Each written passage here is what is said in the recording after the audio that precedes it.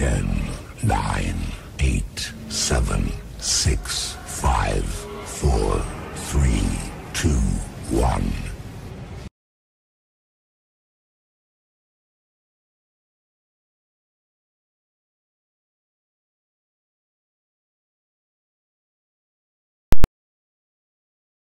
Of your property tax bill with money allocated to more police and road construction. Brampton is considering babysitting to encourage parents to attend council meetings. Councillor Charmaine Williams says childcare from the city would encourage families to participate in the local legislative process. Chance of snow in the forecast, -4. This update is brought to you by Frank Catolo on 148.ca. Things called love. Frank, Mr. Relationship on 148.ca/Frank. I'm Philip Hong from SRR National News. Now here's Mike Ray and Rod with North American Harness Update on 21st anniversary SRN1. The starter has called the field to the gate. This field is in motion and approaching the start.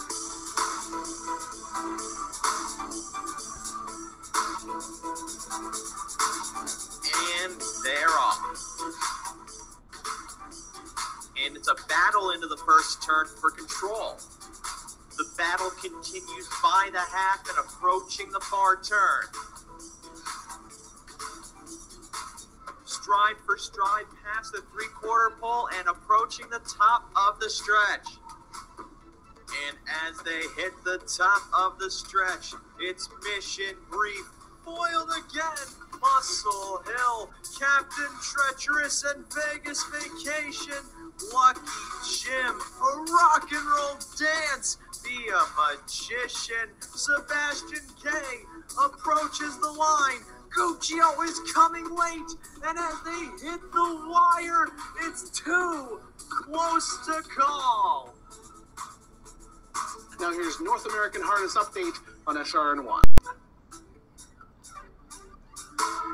So it's like I always say, you never know what you're going to find in a cornfield. Okay, we're live. Welcome back to another edition of North American Harness Update. All you racing fans, of course, North American Harness Update, the place for racing fans, fans of racing, enthusiasts of the equine breed of speed sports, people for the entertainment value of circular motion performed by four-legged animals. That's right, that's you racing fans, us included. Lots of action happening on this week's show. It's hard to believe it's been a week since we did the last show because a week felt like a week ago, and a week feels a lot longer than my here old noggin can recall. Who sirree Bob, whoa Nelly, and all of the other I caramba-esque phrases that middle-aged white dads tend to say. As always, on the show when I'm not here, joined by my pals Mike Prebosi, Rod Allums Jr. of the NAHU crew, because for those of you at home who are unaware of what the NAHU crew is, well, you got to understand that North American Harness Update, if you make it an acronym, no, it doesn't spell bang bang.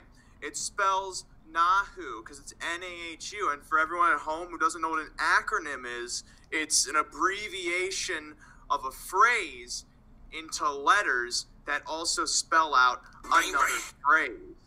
It does not necessarily spell bang bang. We are not breeds against gnarly. Gnarly does not start with an N. So we have lots of racing to talk about this week, as we do every week, along with whatever else comes into my head just to irritate these two also with me. We have the late pick 4 from the Raceway at Western Fair District, starting with race number 8. I believe race 7 is yet to go, so we'll take our time. We'll dilly-dally our way through. We'll meander a touch through the London District as we handicap that pick 4 sequence. We also have the pick 4 to talk about from the Meadowlands for tonight.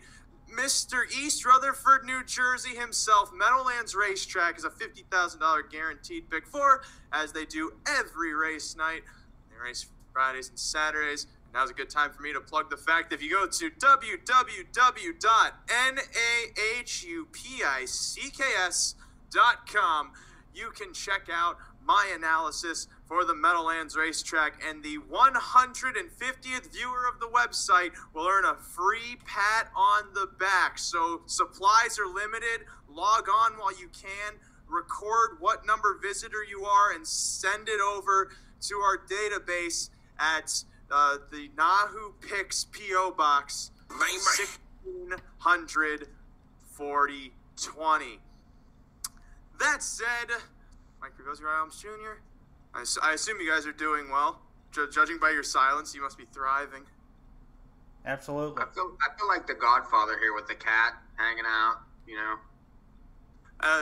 Better that than waking up with its head in your bed, certainly. No, that was a horse. But yes, that's what I was alluding to. If anyone's playing Woodbine tonight, the front end has been ridiculous.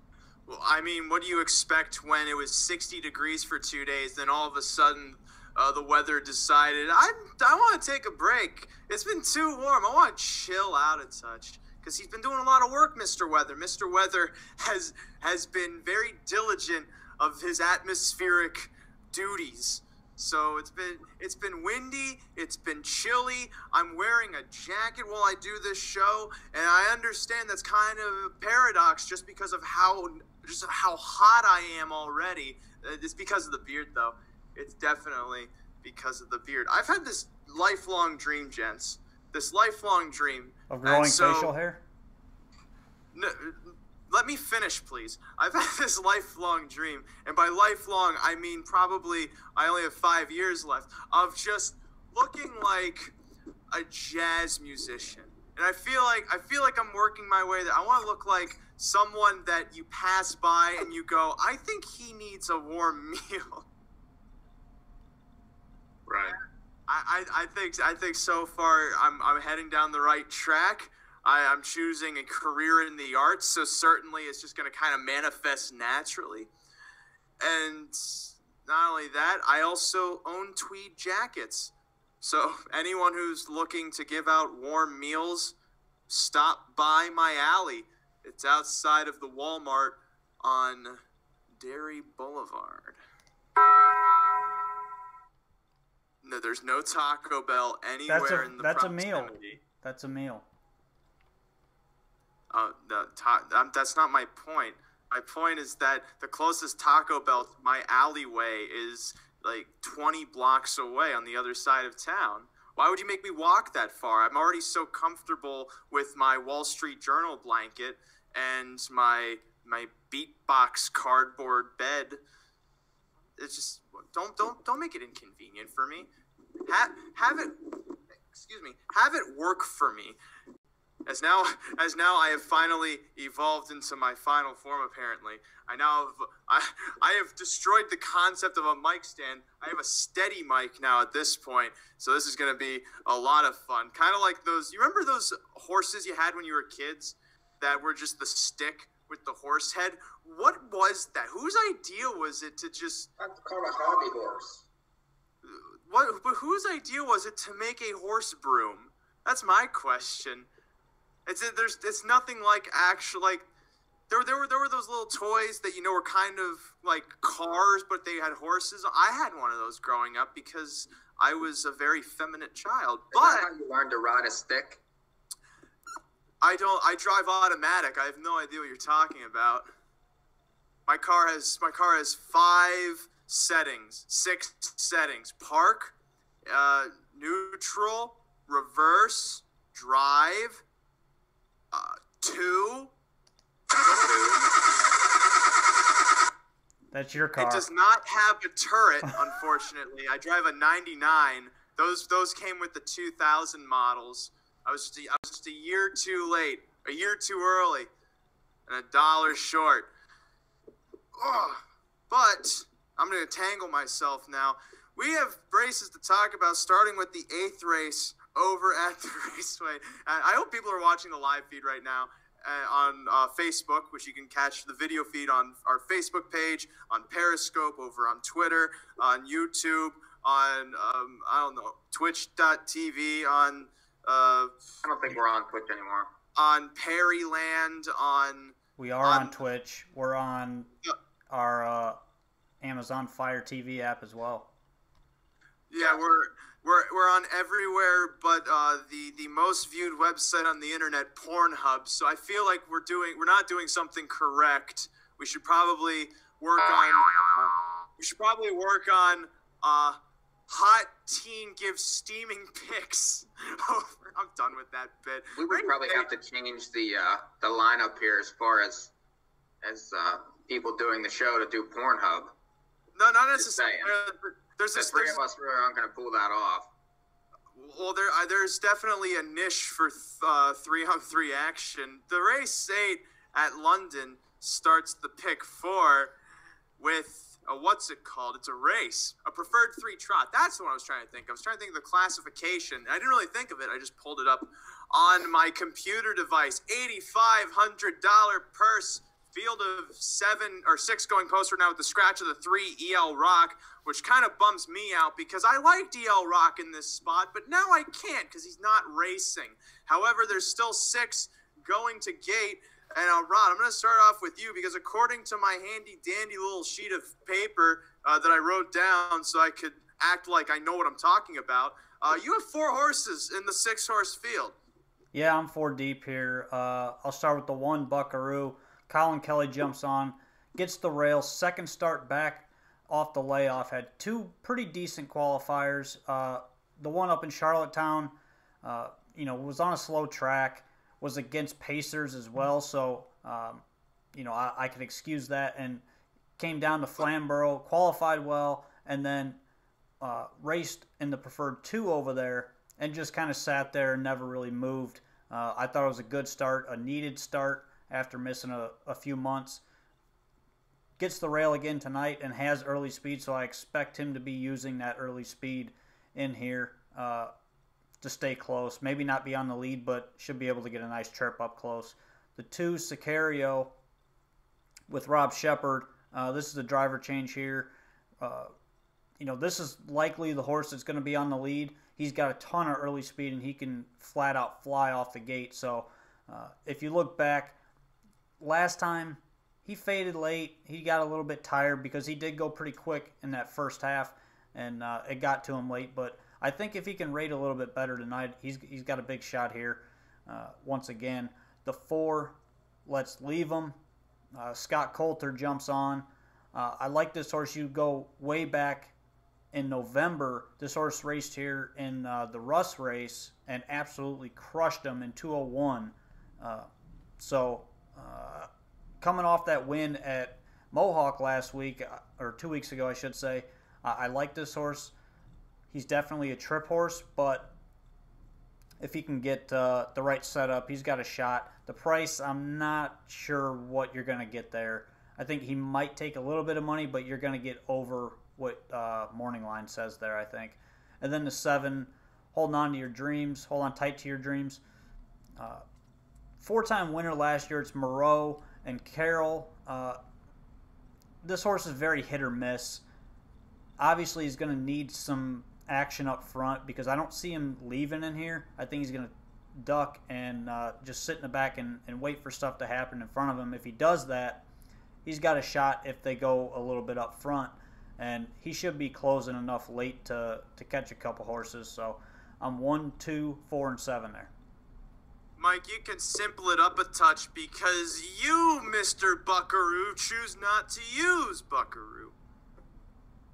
Yeah, I don't really like the 1 in the race. I think he might need a little bit of a different class level and probably the big track. And, I don't know. I'm not that crazy about that horse. But the 2's a use just because of his early speed in his post. He's, going to control the race. I do disagree with you, though, on the fact that the 7's not going to leave. If you look back on December 26th at London, this horse from the 5-hole left and dominated a very similar bunch. This horse has a ton of back classes, made $500,000. Just because he didn't leave last time doesn't mean that he's not going to leave in here. And I think Carroll will have this horse moving early. And then the 4, Let's Leave Him. That horse is a use, but hasn't raced since January 18th. And, that race was sort of a goofy race at Woodbine that day. there was really not much in there. These are tougher than that, and this was going to take a lot of money. And I'm just not sure what you're going to get here. It's hard to leave him off. He's been entered a couple times at Woodbine and got, granted the cancellation. So they were looking for a place to race the horse. And with the way they write conditions here, this is kind of where he ended up. So he's more of a defensive use for me. I'm 247. I say let's leave him off the ticket. I came up with that one in my own little brain. I'm too deep now at the scratch of the 3EL Rock. I agree with Sicario. He's purely a horse that if he just gets the lead and no one challenges him, he could have a fun time heading around the track while everyone behind him is just trying to keep up. If that's not the case, hold on tight to your dreams. Mike mentioned this is a classy horse who's coming in off some decent performances in his last couple of starts. He chose not to show much speed last out over at Flamborough, but you can definitely exempt that start. He draws in one slot and tends to use his early speed. You could categorize that last race as an anomaly. And if you do that and he ends up leaving, then it's an anomaly. But until then, he seems like a contender in this race as a potential lever to get a potential spot up front, because Sicario also does have this tendency where when the mile is coming to a close, he stops. And if that happens, hold on tight to your dreams. Might be holding on to the wire. Gents, I'm 2-7. Back to you in the studio. Thank you very much. Race number 9 is the second leg of the pick 4. It's a claiming condition event, $15,000 pace purse of $5,400. And Mr. Rodney Allums Jr., you have at least half of the field on your ticket. You understand that you cannot use horses, right? This is, in my opinion, the most wide open race of the night. Very tough here because you've got Anthony McDonald from the rail who's got early speed, and I'm using the one holding steady, coming in off a good race. Like I said, Anthony McDonald jumps back on for the stable, and that race on the front end was really good last week, so I think he's going to get away up close, and he's going to likely try to sit either the 2 or 3 hole, because we know that the 4, Too Much Duncan, is basically a dead runaway. He's very tough to control right now, and that's going to be the key in this race, is where is he at the half with this one. The 2, Terror in the Court, is a definite use. Mark St. Louis jumps back on. Look, 2 and 3 starts back off the qualifier. He was 2nd and 3rd with St. Louis. Tough trip, 3 back. First over, and he was on the lead 2 starts back, and then last time he just got into a bad spot, never really had a chance there, and Coulter kind of got stuck in a blind switch, and then he was locked in behind horses for a while, and by the time he shook loose, he was just way too far back and just had no chance, so I throw him on from the inside. The 5, Sports Tale, Coulter jumps on here from Travis Henry, and this one's in really good form. Game 2nd, first over last week, and if he repeats that effort, he should be right there again, and he offers some decent value, I think. The 6, Mosey's Art, Jay Harris jumps back on.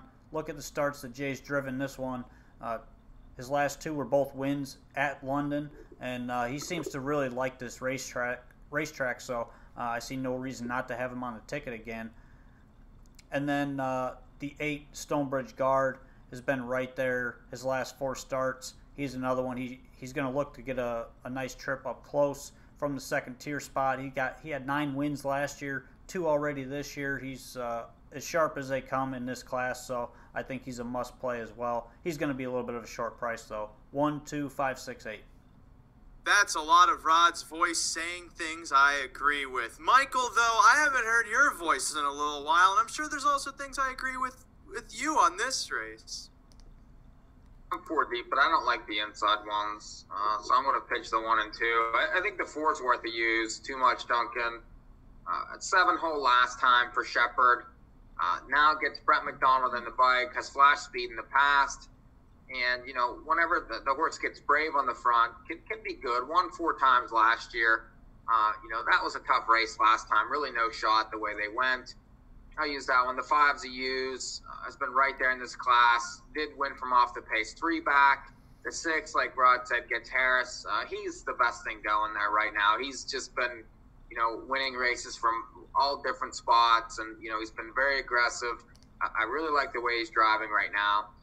So he's a must-use. And then the 8's obvious, Stonebridge Guard, gets the second tier, has won, 2 out of the last 3, has been first or second in the last 4 starts at this level. Like Rod said, chalky again, could get a trip, 1 from the 8-hole 3 back, so 4, 5, 6, 8. If I could make it to the second leg of this pick 4, I'd sure be holding steady. And what a coincidence. He's the first horse I use on my sequence. Last out from post 2, went to the lead, then decided not to be on the lead anymore. Finished second, but we forgive him for that effort. Now he draws 1 post inward. That's right, the 1 post he has now. If he uses that early speed, and he might be holding steady right to the wire. Up next, I use Sports Tail, who last out went first over, then kept going first over, and then ended up finishing second after going first over. 3 starts back, he beat this group. He's consistent against this group, so this Sports Tail could score a touchdown. Mosey's Art's the third one I use. Also went first over last out. 2 starts back, beat this group going in at a distance. Last out just couldn't beat this group. Didn't have the circumstances coming forth for him. However, Mosey's Art, if he can get the right trip, should paint a masterpiece. Then I use Stonebridge Guard. That's the last horse I have in this race. Finished first last out off a pocket ride from post 6 as the favorite, and now will be trailing the 1 holding steady, which could place him into contention to give pursuit to the wire. Stonebridge Guard could be a winner himself. Back to you in the studio. Why did we let a weatherman give out contenders? We're going to move on to the 10th race, third leg of the sequence. I want him dead. We have another race to talk about. It's the third leg of the pick 4. Are we making sure that guy does not come back? Or we got our people on it right now. This race is a $15,000 condition claimer. I mean it. He needs to be gone. $15,000 condition claimer. Purse is $6,200. Field of 8 going post with the scratch of the also eligible. Because Rodney, he's just also eligible. It doesn't necessarily mean he's eligible. Yet, you are able to narrow down your opinion in this race. Yeah, I thought this race was a bit chalky, and I'm staying inside here. The 2 Blue Moose is pretty obvious. Big post shift from his last 4 starts. He had 5-6, 5-6. Now he gets the 2. I think you're going to see him leaving and trying to make the front, and possibly even taking a 2-hole trip here. You look back at his lines, throw that last start out, and he's right there against these every single week, or beating these every single week. So he's a must-use once again. And then the 3, Rasmus. There's, my comment on NAHUpicks.com was very simple. Another Neil horse. That's it. They are not losing races right now, so I'm not throwing any of their horses out, and that's the only reason I'm using this horse. 2-3. Mike, is it really that simple? Yeah, I like those 2. I mean, if you remember the 3 last week, that horse made a quick move from the second tier to, gain command and just never looked like a loser. Gets very similar horses. I did use the 2 just off the post switch, and that drive last time was absolutely abysmal. I don't think that it could get much worse than that, and this horse has a little bit of a post edge. Could end up in the pocket here, actually, behind the 3. And then I'll use the 4-old buck who gets a class drop, a little bit better post from what the horse has had recently. Last time got the 3-hole, was closing late, was beaten a length and 3/4 at a price. Carroll sticks, depending on how things go up front with the 2 and the 3, the 4 could be live late. So 2, 3, 4. I've just come back from an enlightening time, and so now I feel I am of good warranty to give out contenders in this next race at London. Namaste. I have 3 horses here. Namaste. I agree with the 2. Blue Moose, who gets post relief this time around after struggling from outside posts. Like to try and close, but that didn't necessarily work for him. He should be able to stick closer to the pace with that inside draw. That's going to be necessary because Rasmus can just wire this field if need be. Namaste. This horse last out did wire the field. What's that Namaste? What is that crap? I was a changed man. For like a minute I left the studio because I had a time. It's not how it works. It's the soul expressing the soul. Namaste. Yeah, something. This is going to Namaste. Namaste. Rasmus concern. This is not the Gong Show. Thank you. Please appreciate and tolerate my life choices. I will come back as a cat next time if you don't. Rasmus can just wire this field. That's enough of that. And then Jay Harris to the outside has this horse named Caviar Sundance, who 2 starts back was claimed, scratched out of his next start, came back here to London, dropped the claiming tag, finished second, and is now going in for a higher claiming price off a decent mile. This horse seems like a potentially live one to the outside. And unfortunately, I cannot Namaste. I have to go. But I'm 2-3-7. Rodney, your last leg of the pick 4. How do you do it? I throw horses on my ticket. That's how I do it. But this is another race. I'm 5 deep here. Another tough race, but I think it's between these 5, and I would box these 5 up. If you're going to play the high 5, this is a pretty solid race here. Starting with the 1, Possible Credit. Has been close recently. Gets an inside post. Big time post shift from last time. Came from dead last to be second at big odds. You're not going to get those odds tonight, but the form is there, and I think this horse is a must-use the way he's been racing at this level the last 2 starts. The 2, Daylon Phantom. Another one that's racing well. Came back off the 2-month layoff and won at this level. Came back at Flamborough last week against slightly tougher and finished 3rd. Raced well from off the pace there. This one doesn't really have any early speed, so you're going to look for him to be coming late. Possible that he ends up first over here, and could be a pretty short price that I might steer away from, depending on what you're going to get there. The 4, Impressively Done. This is another Darvo and Shepherd horse who's racing great right now. Nothing that I can knock here. The horse is kind of versatile. I look for this horse to probably be second over, following cover the entire way, and to be able to get a piece of it late. The 6, Kimco Kid. This is Scott Young, and this horse has early speed, so I expect this horse to get out and get to the lead. Hopefully, if he gets to the lead, he can back it down a little bit. I think he's going to need a quarter-mile breather in there somewhere. And the front end's been pretty good at London for the most part if they don't go too quick early. So, again, a quarter-mile breather is all this one needs to stay in contention. And then the 8, AJ Cash, starting from the 2nd tier. He's going to be in a good spot early. He's in good form right now. And the ship back over from Flamborough, I don't mind that. You get Mark St. Louis, who's red hot right now. This horse is winning, and he's in great form, so no reason not to have him on your ticket. And he's won here in the past as well, so I can't really knock him from an inside post. 1, 2, 4, 6, 8. Wow, apparently there's a house party going on in my house. You'd think I would know something like that. I got this nice little hat to go with it. Oh man, things are really blasting over here so far. Ah! Mike, my frat brother. What are you doing? Mike, my frat brother. I understand you got some gnarly numbers to talk about to cap off your pick 4 sequence. Yeah. Woo! Well, I think that this is the toughest race, to be honest. Like, a lot of these horses, can win, and there's some horses that are sharp. The pace scenario is very difficult to discern, I think. The one's worth a use, Possible Credit off the post switch, and I think the style suits here. This horse has been, closing to get second in, the last 2 starts. and now gets a setup, gets a perfect post. Now, House isn't really winning. He's winning at 4% currently, but he's capable at this track, and I think that horse could be some value.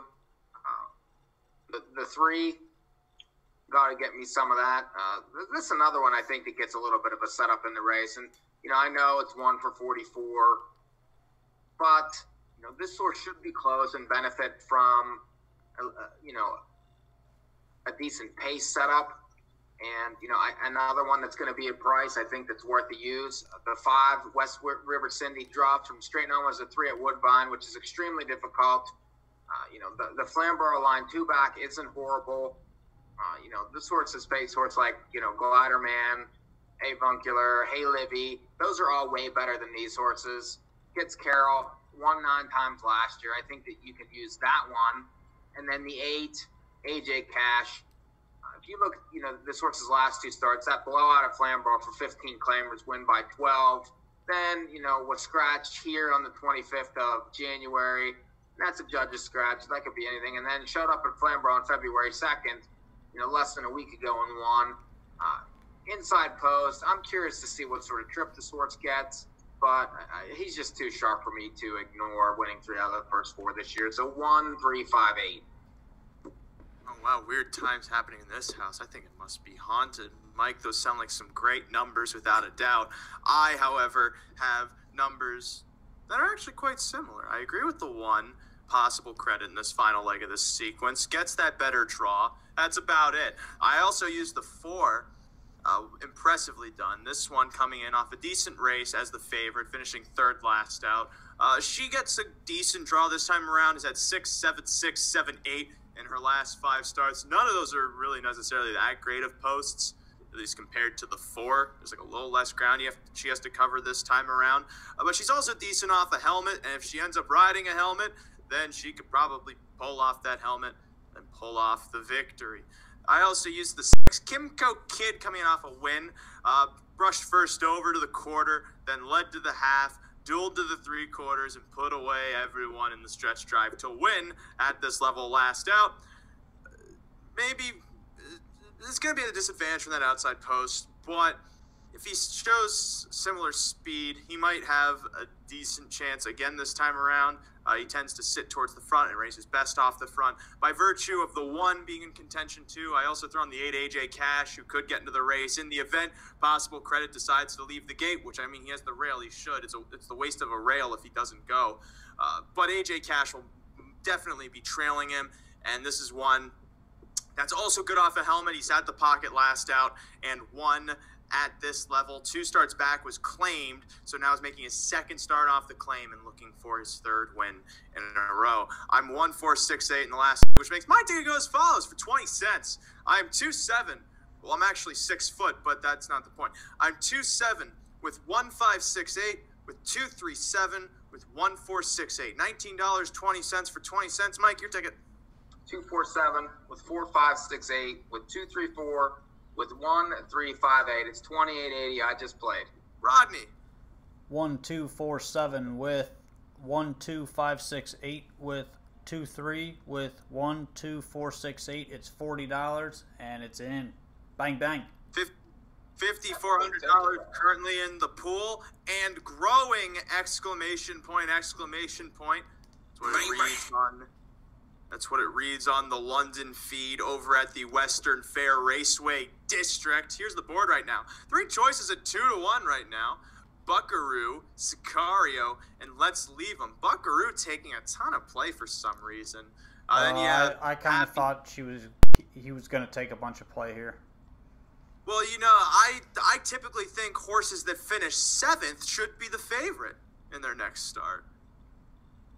Well, this horse needed that start. I mean, he hadn't raced since October, and that was against Preferred 2, which are tougher than these over at Flamborough. That was just a go around the racetrack type of race there, and this horse won 6 times last year, missed the board once all season long. So I like this horse's chances, especially from the rail again with that early speed. Yeah, but you're saying that like October was last year. Come on, have some perspective, why don't you, Rod? On the other hand, Sicario, Mike, would you think Sicario should be taking more money than he is right now? Yeah, I think the 4's overbetting the race for sure. Like we talked about, I mean, this horse has been looking for a place to race. Couple scratches at Woodbine recently. Not scratches, but like cancellations.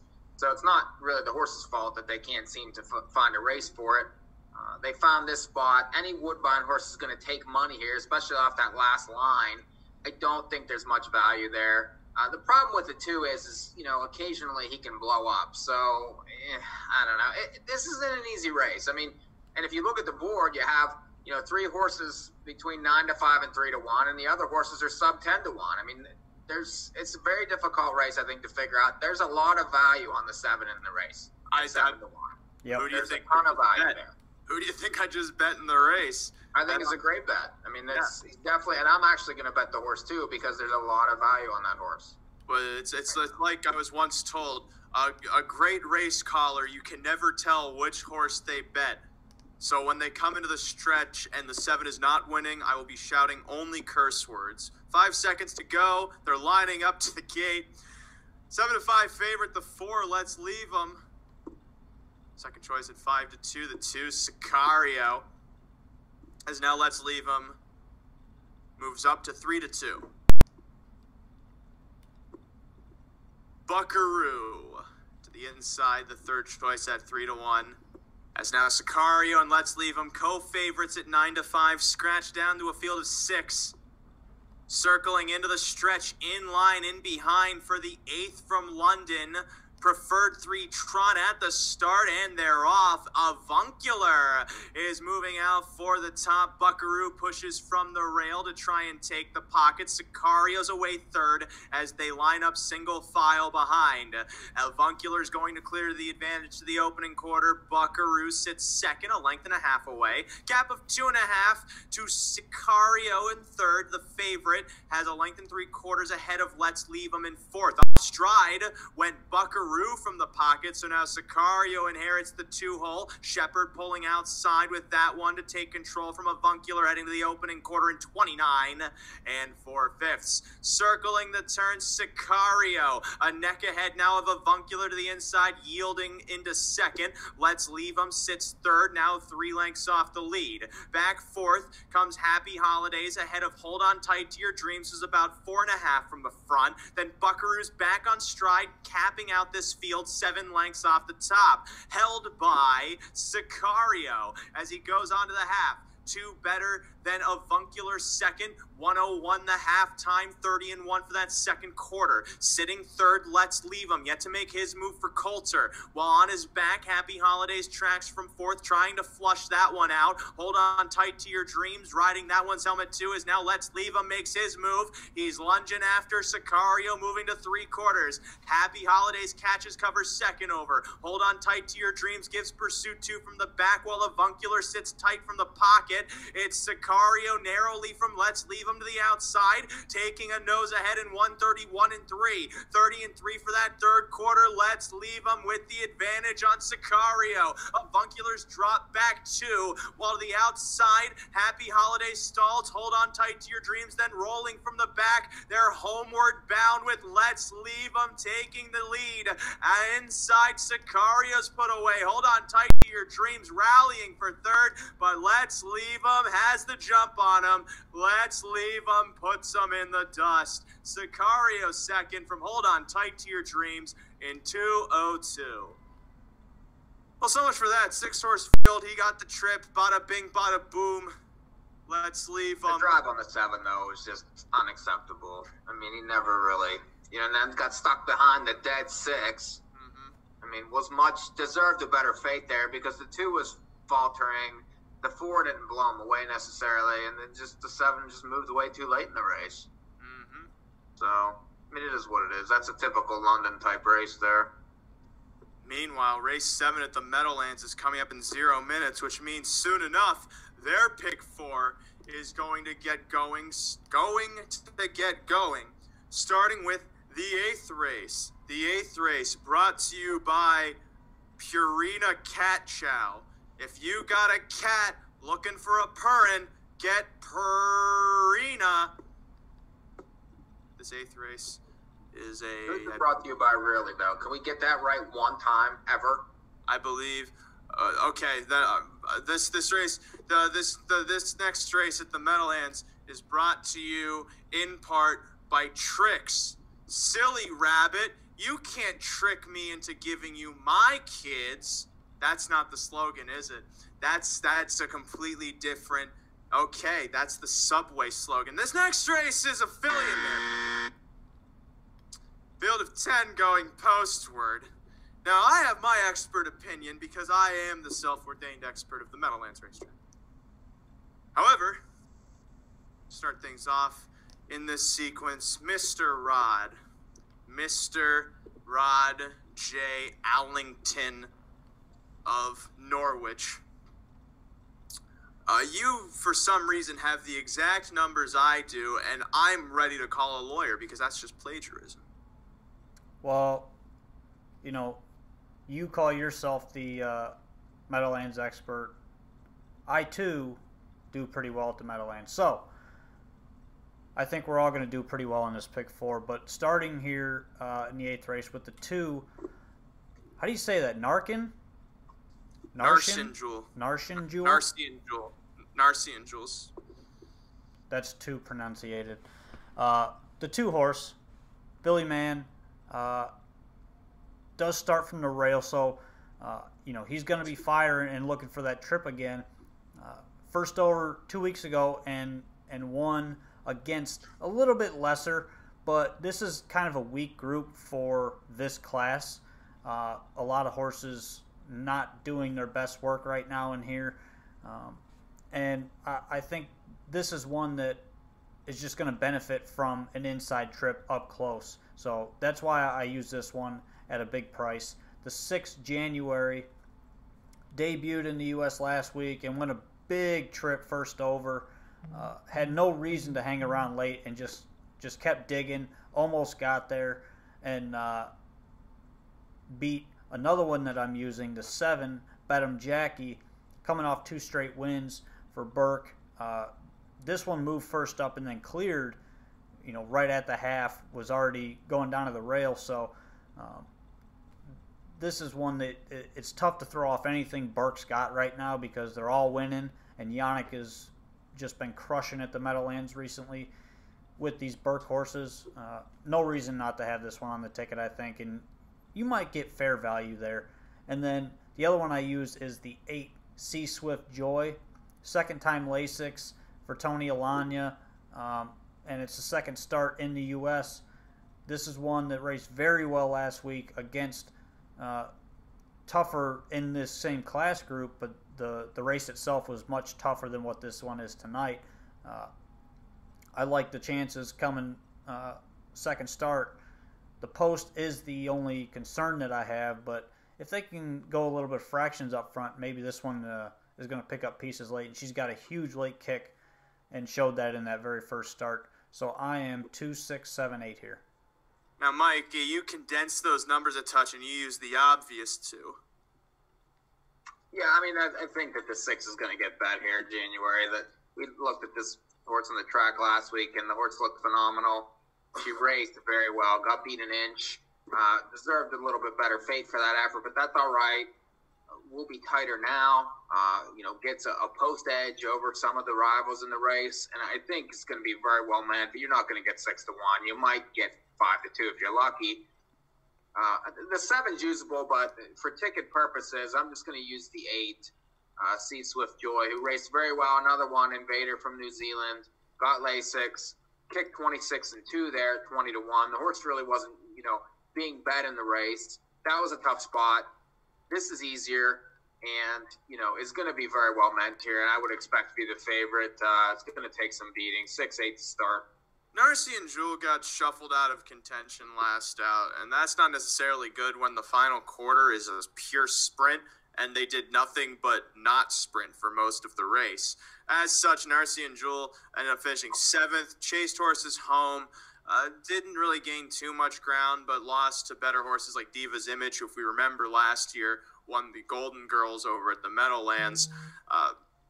Ultimately, this gal Now it's an inside draw again, gets a second chance. If she's a bit more aggressive this time around, like she was 2 starts ago, while she is a bit weaker on the class edge, she has the form to win here under the right circumstances, but she does have some tough competition to her outside. January also moves up, but the fact that she raced so well at first asking, going first over, and still digging into the leader when it was a final quarter sprint is a testament to the fact that she's probably going to get better in this next start. Again, she's stepping up in class, but that may make her a bit of a better price. But if anyone watched this mare last week, she should be taking a lot more money than is expected. Bedham Jackie beat January last out, but resurged to the lead, nearing the wire to win narrowly as the favorite. She's very one-dimensional in that if she doesn't get the front, I'm not sure she's going to have a fun time. Sea-Swift Joy, then, of the imports, has more class than January. She actually closed ground on Diva's Image in that race with Narcy and Jewel last out, coming up in 26 and change in her first pari-mutuel start on Lasix. Now making her second start stateside, second start on Lasix. She's incredibly obvious. She has a class edge.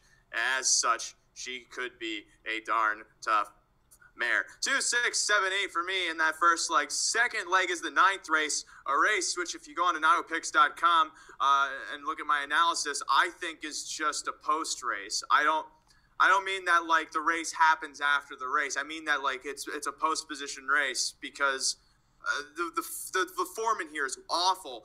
Yet, Mike, you also think it's a tough race, but you take the tactic of just spreading. Yeah, I think it's a spread race for sure. It's difficult to figure out because there are a lot of question marks. You know, like the one down under matter has raced well here in the past, but 1 for 24 last year, was bet to 2 to 1 in the last race on January 18th, which was 3 weeks ago, and just was very even. Tried an outside move and faltered, and then was beaten 5 lengths. Those were a little bit better horses. Draws well, but has missed time. The 2 lucrative Suns used off a qualifier that was 56 and 2. That likely wins this race. This horse won 6 times last year, but the 2 pari-mutuel starts prior, the horse has 2 breaks in. So, that's, tough to overcome. The 3 Archibald broke last time, but won at this level 2 starts ago. So I think that's, another horse that can win if flat. The 8 PL Ketchup was basically a Woodbine horse and a Canadian horse that, was 2 for 27 lifetime, but goes to a sharp barn with Jingra and is probably going to be less than even money in the race. But this horse has its share of issues also with breaks and typically needs the front. That win last year was at Woodbine off a stone cold perfect front end trip on a front end night. So this horse isn't exactly a monster by any means, but, you need to use just because of the human connections. And then the 9 can do, has plenty of back class, was second last time at this level, but lost to a 30 to 1 shot. Now loses Jingra and gets the 9 hole. So I'll use those 5 horses, but I don't feel that confident in any of them. Yeah, the fact that you still use Can Do is a testament to how poor of a race. It's bad. I mean, it's an awful race. It really is. Yet, Rod, you managed to find 3. Yeah, I shortened this race up just based on the fact that I'm going to use the horses that are faster than the other ones in here. Whether Classics. Well, no, not necessarily class, but the ones that are just faster right now. Classic. The 1 Down Under Matter drops in class, gets the rail. Dexter Dunn stays on. This one doesn't have any early gate speed, so that could pose an issue where he might end up being first over, but fits at this level, and last time he faced these 4 back, he beat them and ended up getting disqualified. So,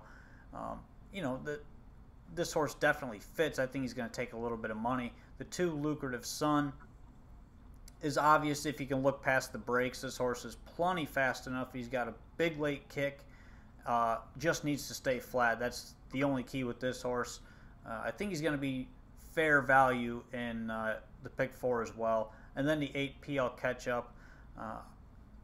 This one is a use just coming to the Bongiorno barn. Yannick jumps on. Off of a decent qualifier, they bought the horse at the sale. I think is a must play here just because of the connections, as Mike said. So I'm 1-2-8. Apparently, I've been chosen by Expedia for special member pricing. So while I go figure out if that means I'm gonna have a fun weekend, Mike. Wait, no, it's my turn. Oh, okay. Sorry, Expedia. You're gonna have to wait. As I was saying to Mike and to Rod and to everyone watching this show or listening to this show, basically everyone that is here right now, I detest this race. I have a hard time using any of these horses, particularly Can Do. I refuse to use this horse ever because he's had every chance to perform better than he has. He lost to a 30-1 last week off a perfect trip as the favorite, and that to me is irredeemable. Aside from that, you have horses like Conair Hall who can't seem to keep up. PL Ketchup makes his first start in the States. Sure, it's a Jen Bongiorno barn switch, but even this horse's miles on the smaller tracks and up at Woodbine are not stellar. Quiet Giant, that last race could be sneaky, but otherwise not much. PL Layla just chases horses. Mistress Valentine does get a post advantage, but maybe is probably used more underneath. Archibald can't stay flat. Lucrative Sun might not be able to stay flat, which means the only usable horse in this race is Down Under Matter, who, if you look back December 27th, won at the bottom level before getting disqualified because someone decided to run into other horses because he just couldn't go straight. Aside from that, he's had decent miles against tougher. Hours of 8,500, 3 starts back, was 5th against Texican, Possessed Fashion, 2 way better trotters than this entire field, and was 5th to them, gaining ground heading to the wire. 2 starts back, was in against Durf Hanover in a race that he just blew away, so at that point it was kind of like a why bother matter through the stretch drive. And then last out was the favorite, tried riding cover, but that was a race where Shady McCoy swept by them all. So it looks like this horse lost ground when instead Shady McCoy just gained separation on the field. He was closing late. It's just he was closing a little too late. He has the rail again. Dexter can do this thing where he goes to the front and then maybe wins the race. And I'm hoping that's what happens because this is a really tough race that I would never bet otherwise. Yet I'm gonna be ballsy and single a trotter in a bottom level condition. Next up, from the rail. Well, that's all 3 weeks. That's not necessarily terrible. There are worse situations to single. Good luck with that. Up next, the 10th race from the Meadowlands. It's the 3rd leg of the Pick 4. This race is a little bit more salvageable. Hours of $8,500 filly and mare pace, field of 10.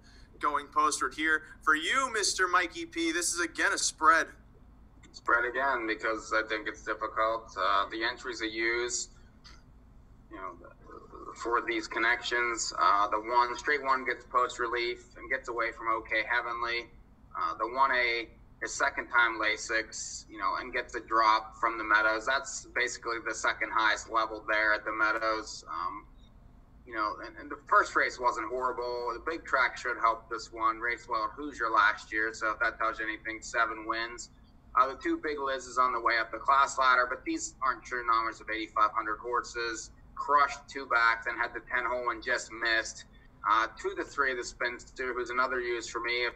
If this horse can beat the 2 last time, getting Lasix, and, draws well again, I think that you can use this horse again.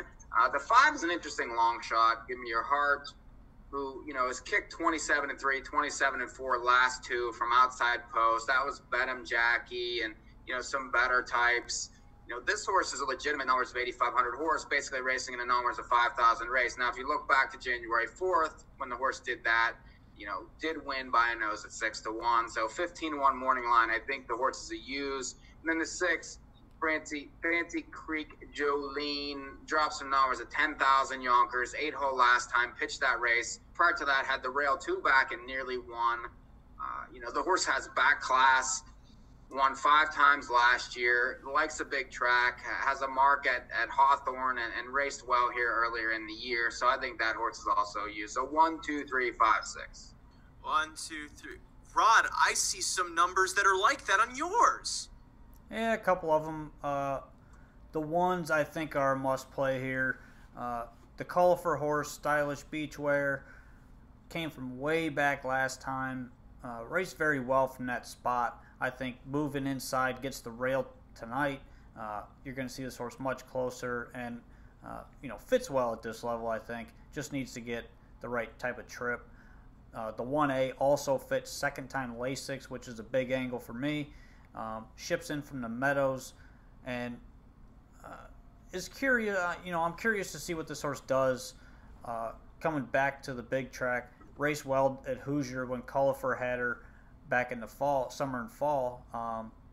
I think the move here is a good move, and this horse should be pretty close with Yannick driving and second-time Lasix.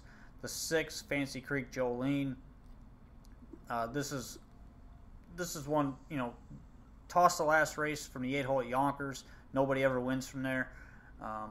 The start prior raced well on the lead, but really what I'm looking at is those Meadowlands lines 4, 5, 6 races back where, she's up against much, much tougher horses and was holding her own in with those, and those were 51 miles.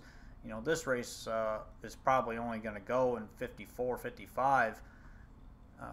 The track is a little bit off tonight, so if you put these in against any of those horses that she was facing back in December, they wouldn't even come close. She was at least respectable against them. And then the 9, Rockin' Praline, the qualifier was good. She fits well here. This is a class drop from where she was at. The time off is an issue, but she loves the Meadowlands.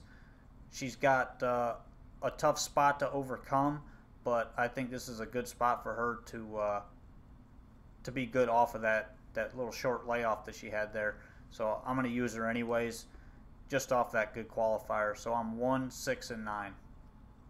Let me just roll my way over back into the studio. We got 2 minutes until this race goes at London, so I'm going to be swift. I also spread in this race. I use 6 horses, starting with the 1 entry of Stylish Beachwear in Santa Cruz. With Stylish Beachwear being the one I like in particular, has raced against tougher in the past. She's been dropping in class with each start, but just needs to find the right trip to get her into victory land. Big Liz probably only lost last week because she had the 10-hole. She had to use herself up early, didn't have enough late, but still only lost by a half length. I can forgive her for that one. Better Chill Out moves up in class. She finished 3rd in that race against the Spinster and Big Liz. She also has excuses against the $5,000 level and has been racing consistently given that. Give me her heart. If she leaves the gate and sits close to the lead, she can definitely upset here. She's been kicking home well in her last 2 starts. I look back to a race on January 4th that she won narrowly in 153 as reason enough to use her here. Fancy Creek Jolene, another classy one, but she's just had some trouble over at Yonkers. She's a much better big track horse, and she should hopefully return to form heading back to the Meadowlands. Then finally, Rockin' Praline's making her first start since October. She qualified well behind Well Said Maria,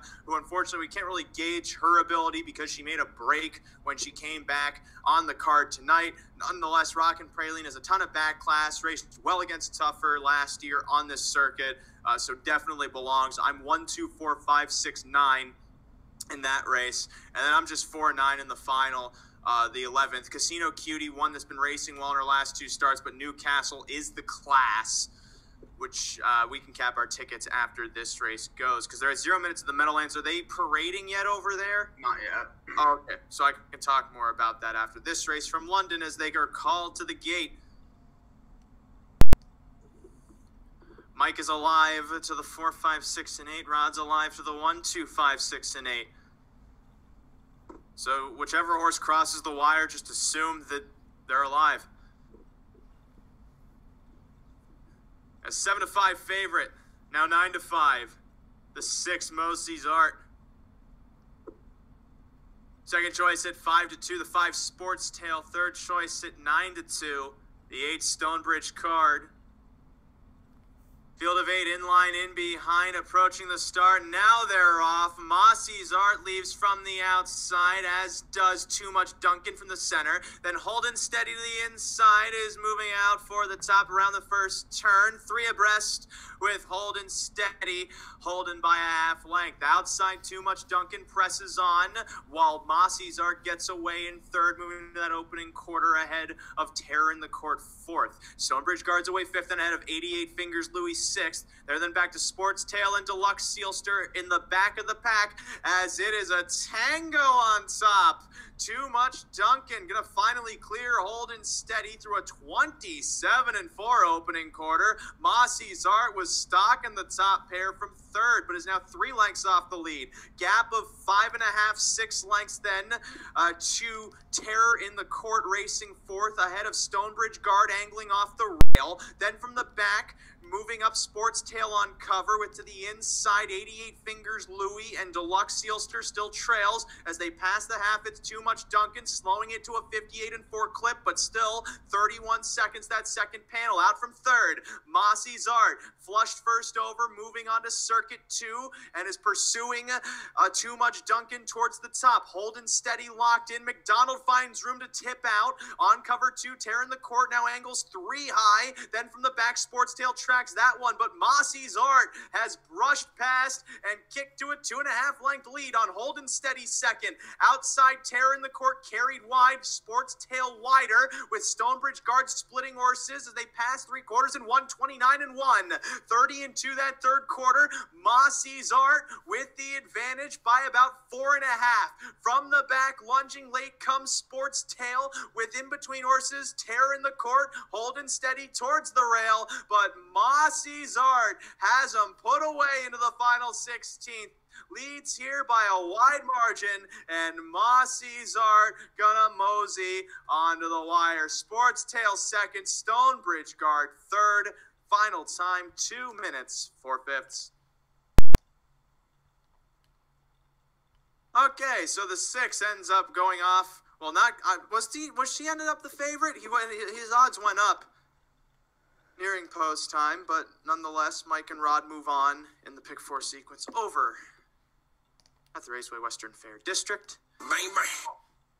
Final leg of the pick 4 at the Meadowlands. As I was saying, I used the 4 and the 9. Casino Cutie has been racing really well at this circuit near this level. Last out was third to much tougher trotters in Reseda, a horse that had been racing against tougher in the past, and Diogi, a horse who last season was very sharp in making his seasonal debut. So Casino Cutie definitely a live long shot. Newcastle drops in from the preferred over at Freehold, stretches to 2 turns, and is probably going to take a lot of money as a result for Jet Bongiorno. So my ticket goes as follows. For 50 cents, I'm 2, 6, 7, 8 with 1, with 1, 2, 4, 5, 6, 9, with 4, 9. That's $24 for 50 cents. Mike, your last leg and your ticket. I agree with the 4 and the 9. The OG won back tonight, and Reseda won back off that race. So that was a live race there, and that Shady McCoy race was decent. So I think that horse is a use at 10-1 morning line. I think the 1's good. Drop numbers of 85 into this numbers of 5, facing the same kinds of horses, and draw is good. Husted, he's always live, especially from an inside post, and then it's hard to leave the 9 off, just because the class raced preferred last time at Freehold and didn't race bad from an outside post, but 2 for 22 last year, so can't completely trust, and I think it's going to be undervalued in the pick 4. So 1, 4, 9 to finish. I'm 6, 8 with 1, 2, 3, 8, 9 with 1, 2, 3, 5, 6 with 1, 4, 9. It's 75. I did put it in. And then Rod, last leg and ticket. I'm too deep here. The 6 can't cut that chip. Gets Marcus Miller. Has missed 3 weeks, but I like that Marcus jumps on. This is a similar class from what he was racing against over at Yonkers. Put in some good miles here back in December at the Meadowlands. I think fits well here, just needs to work out the right trip, but should be close. I see a little bit of value to be had there. And then the obvious one is the 9, Newcastle. I think is probably going to be sub-even money. And like Mike said, this one offers no value, but this is a giant class drop. he's been racing. It's way tougher week in, week out. Second start back off the short layoff, so this one is a must-have on your ticket. So my ticket is 2678 with 128 with 169 with 69. It's $36. I thought the 2's 48 to 1 here in the first race. Yeah. Well, don't do that preemptively. You know what they say: a cocked gun never loads. What? Is that what they say? Who says That's what that? they say. That's what they say. Who's Zero they? minutes to post. It's they. You can't dispute them. You can't dispute they. They know all. 0 minutes to post the pick four and reach the end. That's like on Dumb and Dumber when they say, you got to go over there and get some. He's like, what do you mean some? He's like, some. Yes, the epitome of modern comedy. Dumb and Dumber. But not dumbest. No, it's Dumb and Dumberer. I think you missed the point. I think that if we had time to draw a diagram, I could show you where the point is and where you ended up, because clearly you need a map. $50,000 in the pick 4 pool at the Meadowlands, which means we are approaching post time rapidly. By rapidly, I mean Pen Pal's just lollygagging around the track, taking her grand old time, as if none of us have things to do, like turn off our ovens or feed our cats or anything of that sort. We don't have chores to do. No. Pen Pal can just take her grand old time getting to the gate. She's going to take her grand old time anyway, because it takes her 3/4 of a mile to start racing. But 6-5 favorite right now is the 8, C Swift Joy. Not really much of a surprise. January. The co-second choice at 3-1 with the one entry of Cax, Shark Attack, and Inverse Hanover. For you, Mike, if you're looking at this race, does it seem to be any sort of vertical value? Guess not. I guess we lost. Vertical value. I mean, the 2 is huge value in the race. Yeah, I agree. The 7's a little dead on the board, if you ask me. Mm-hmm. I don't know what to do with Pen Pal. Well, Pen Pal could be along here. With the 7, I think they're betting the fact that the 6 and the 8 both are second start over the fact that the 7 beat the 6 last time. That's probably how they're thinking with the 7 horse here. That's my opinion, but. I mean, we could have guessed it's your opinion because you were the one saying. I think the 6's value in the race at 3. I mean, I like we talked before the race. I mean, the 6-1 morning line was a joke. 3-1 seemed a lot more likely, and I think it's fair enough. I mean, she could definitely crush this race. Well, you're running out of time to decide because these horses are ready to fly. The 8th from the Meadowlands is being called to the gate.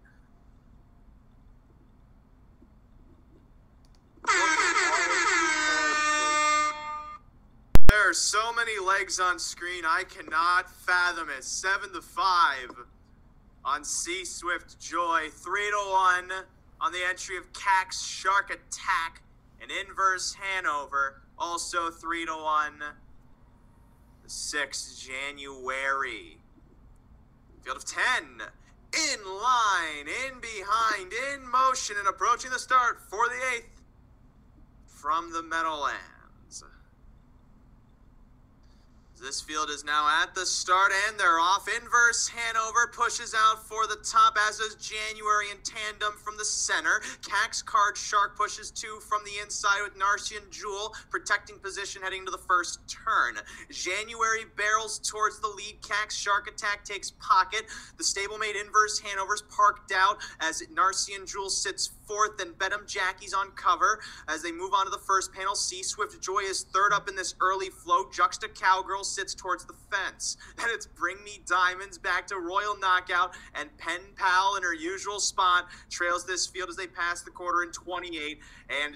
Inverse Hanover cleared the lead, but now to the outside, Bedham Jackie brushes towards the top past the 3/8 pole, taking her grand old time to clear control as January stalks from third. Gap of 2.5, Cax Shark Attack sits fourth, ahead of Narcy and Jewel yet to get rolling from fifth. Sixth, then Sea Swift Joy, the favorite, trying to catch cover, but instead is going to be her own. She's moving first over through a 56 3/2, 28-1 for that second quarter, moving into the far turn. Juxta Cowgirl advances second over, then Bring Me Diamonds comes third over. Royal Knockout sticks to the pylons, and Pen Pal's fourth up in the flow. Here comes a jolt from Sea Swift Joy to the outside of Bedham Jackie, now within a length of the lead. Inverse Hanover sits third, shuffled back as Juxta Cowgirls carried into contention, now within 2.5 lengths of the lead, while January waits for room towards the rail. Past three quarters in 1:25-2. Outside comes Sea Swift Joy to take the lead from Bedham Jackie. Then it's back to Inverse Hanover chasing from third, January in fourth.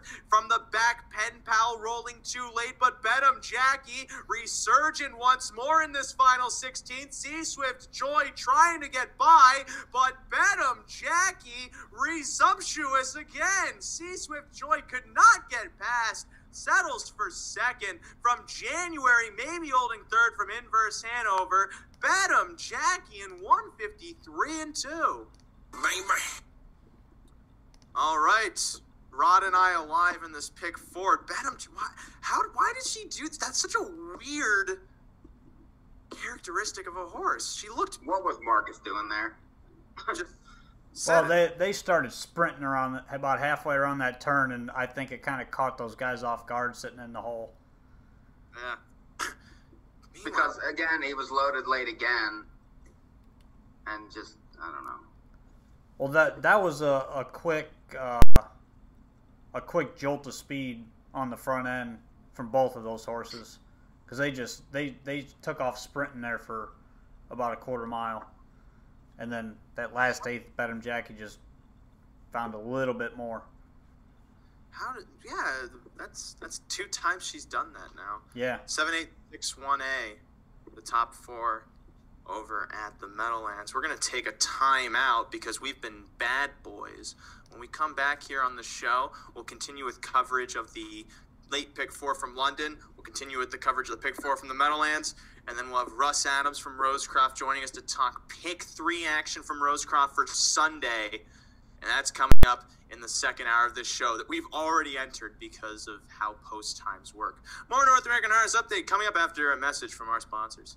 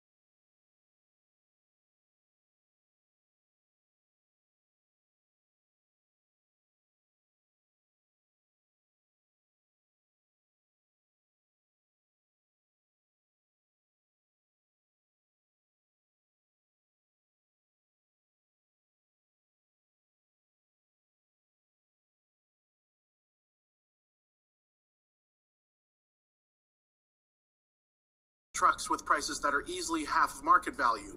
When contacted about the deal, the fraudsters then ask for an e-transfer as a down payment, then gives victims an address where nothing was on sale. There have been victims from the scheme, and officers believe there are more people who are duped by the fake advertisements. Police say if it's too good to be true, it probably is.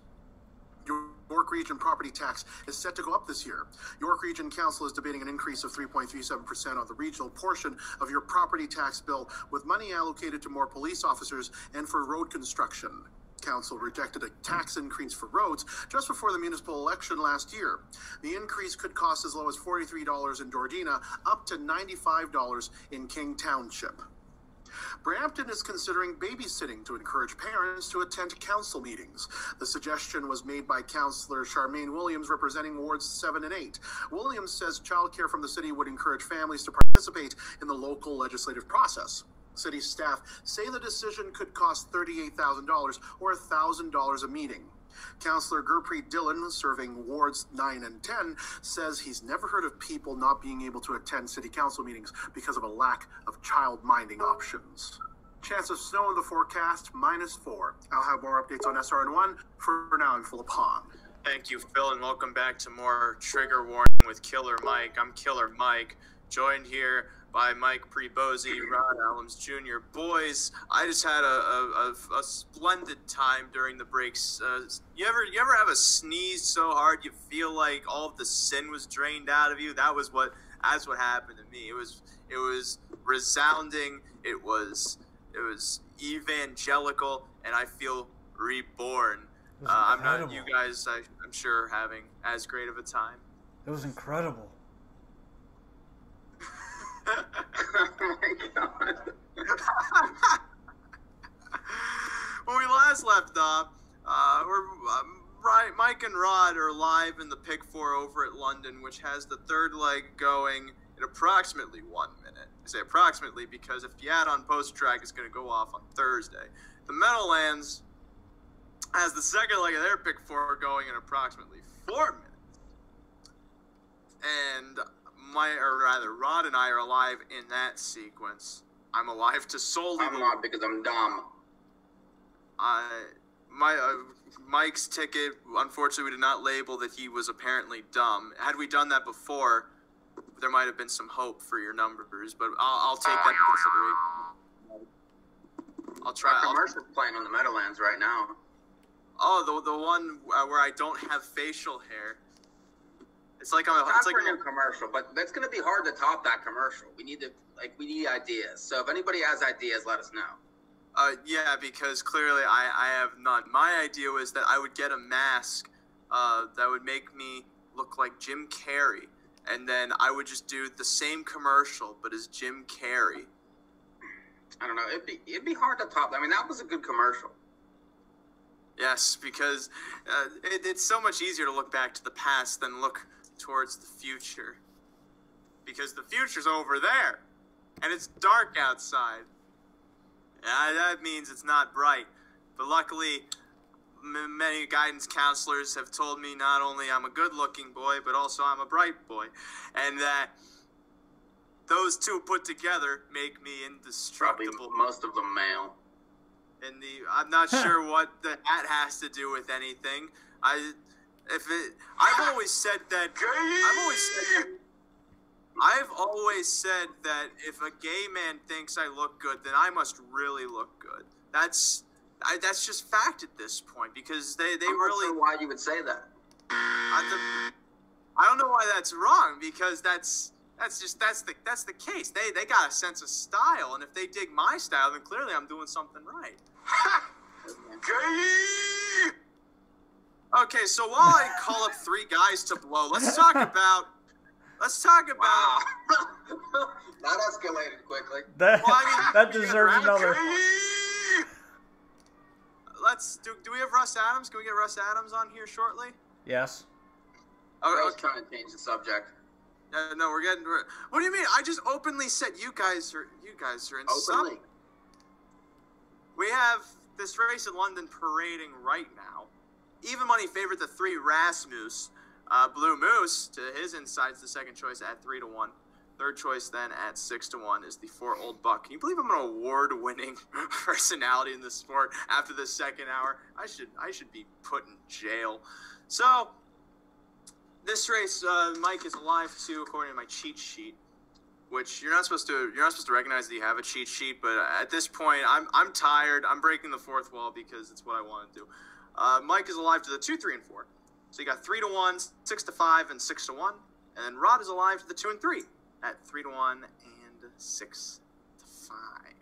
Meanwhile, over the Melons, that 8 horse is the favorite. Rod's having a lot of fun with noises because he's transcended the need for speech. And if only we all could, in all honesty, we would be a much more advanced species communicating.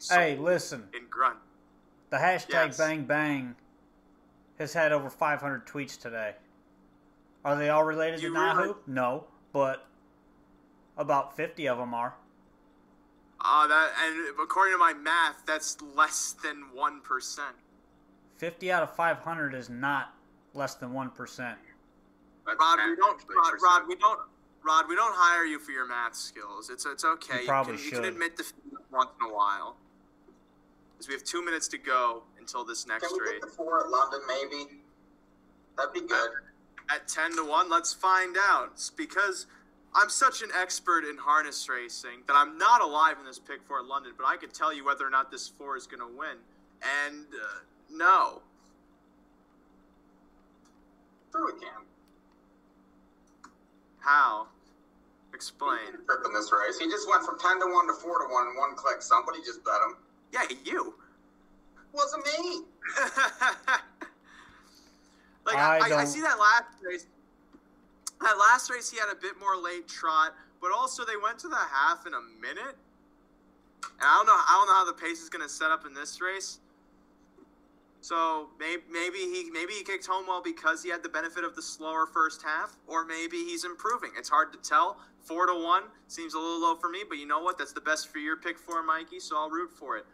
It also means Rod's not alive, so maybe that's 2 wins in 1. I don't know. I never root against Rod necessarily. And a 1, and a 2, and a 1, 2, 3, 4. This is the call to the gate. Before they had the That's the sound.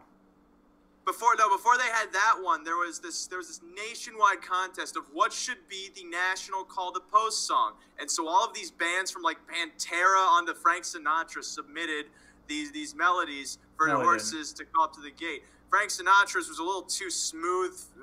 It made the horses fall asleep, and Pantera made the horses disintegrate. So there's not really much of a middle ground. But I actually submitted one, and it went like 1 and a 2 and a 1, 2, 3, 4. Can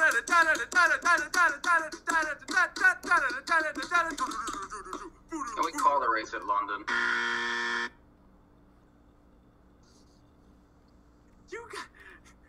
I can't believe you guys have children. 6-5 on Rasmus. Second choice at 8-5. The 2 Blue Moose. Third choice at 4-1. The 4 Old Buck. Now 7-2.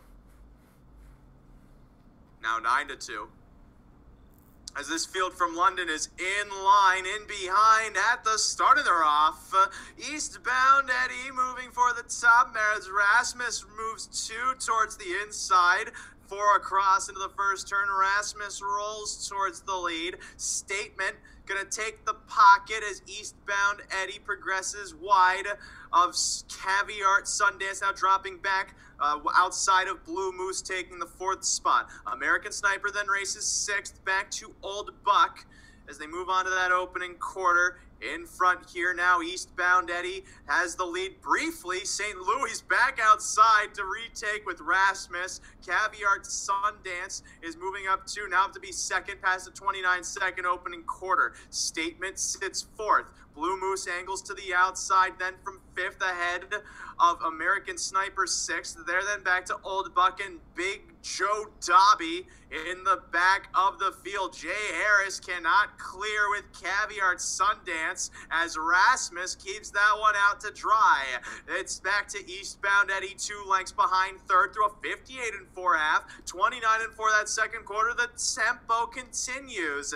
Outside Blue Moose is sitting wide of American Sniper, racking 6th. Moving on to the 3/4 pole, Caviar Sundance with a brave it up tuck behind Rasmus, while Eastbound Eddie's locked in. Here comes Blue Moose rallying 3 high for Shepard, up to be 2nd, and now rolling towards the top. Old Buck moves with that one, 2 up to be 3rd, within a length and a half of the lead, past 3/4 and 1, 28 4. Caviar Sundance, meanwhile, backs into the field, leaving it to these 3. Inside Rasmus, Blue Moose to his outside, stalking Old Buck and Big Joe Dobby back 4th. Rasmus has the advantage. Veered out, veers in. Outside Blue Moose maintains straight course and maintains the lead heading to the line. It's Blue Moose blowing by Rasmus in the final strides. Old Buck looked like got 3rd from Big Joe Dobie, 159 4. I'm sure you were ecstatic, Mike, heading through the backstretch. Well, the 4 was moving, but he needed to keep moving, and the 2 kind of just sat there. And I mean, that was a good drive on the 2. Because if the 2 kind of clears there, it might have carried the 4 with him, but instead, the 4 just kind of flattened out around the last turn. Yeah, I mean, he couldn't start and stop. But whenever he went, he needed to keep going, and he kind of, he doesn't have those gears that the 2 has. I think the 4 was very well meant, but not quite good enough. Asking a lot of a horse to keep going and not stopping. Just ask my wife. Yeah. Sorry, I don't have the cheesy, weird sound. Meanwhile, back to the Meadowlands. Look at Con Air Hall. 7 to 5 on PL Ketchup. I don't even like Ketchup, let alone PL. Or 4 to 1 on Can Do in this race, for that matter. You're saying that like any horse in this race is bettable. Oh my God, it's brutal. It's a bad race. I just need Down Under Matter to get home. He might. I don't. That's my point. Unless somehow PL Ketchup gets this miracle worker type of fellow. The 3's getting bet though, like he's probably good.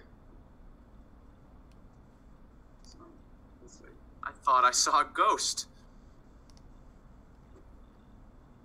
Anyway, you could tell I actually thought I saw a ghost because I was startled. And this race hasn't even started yet. 20 seconds to go.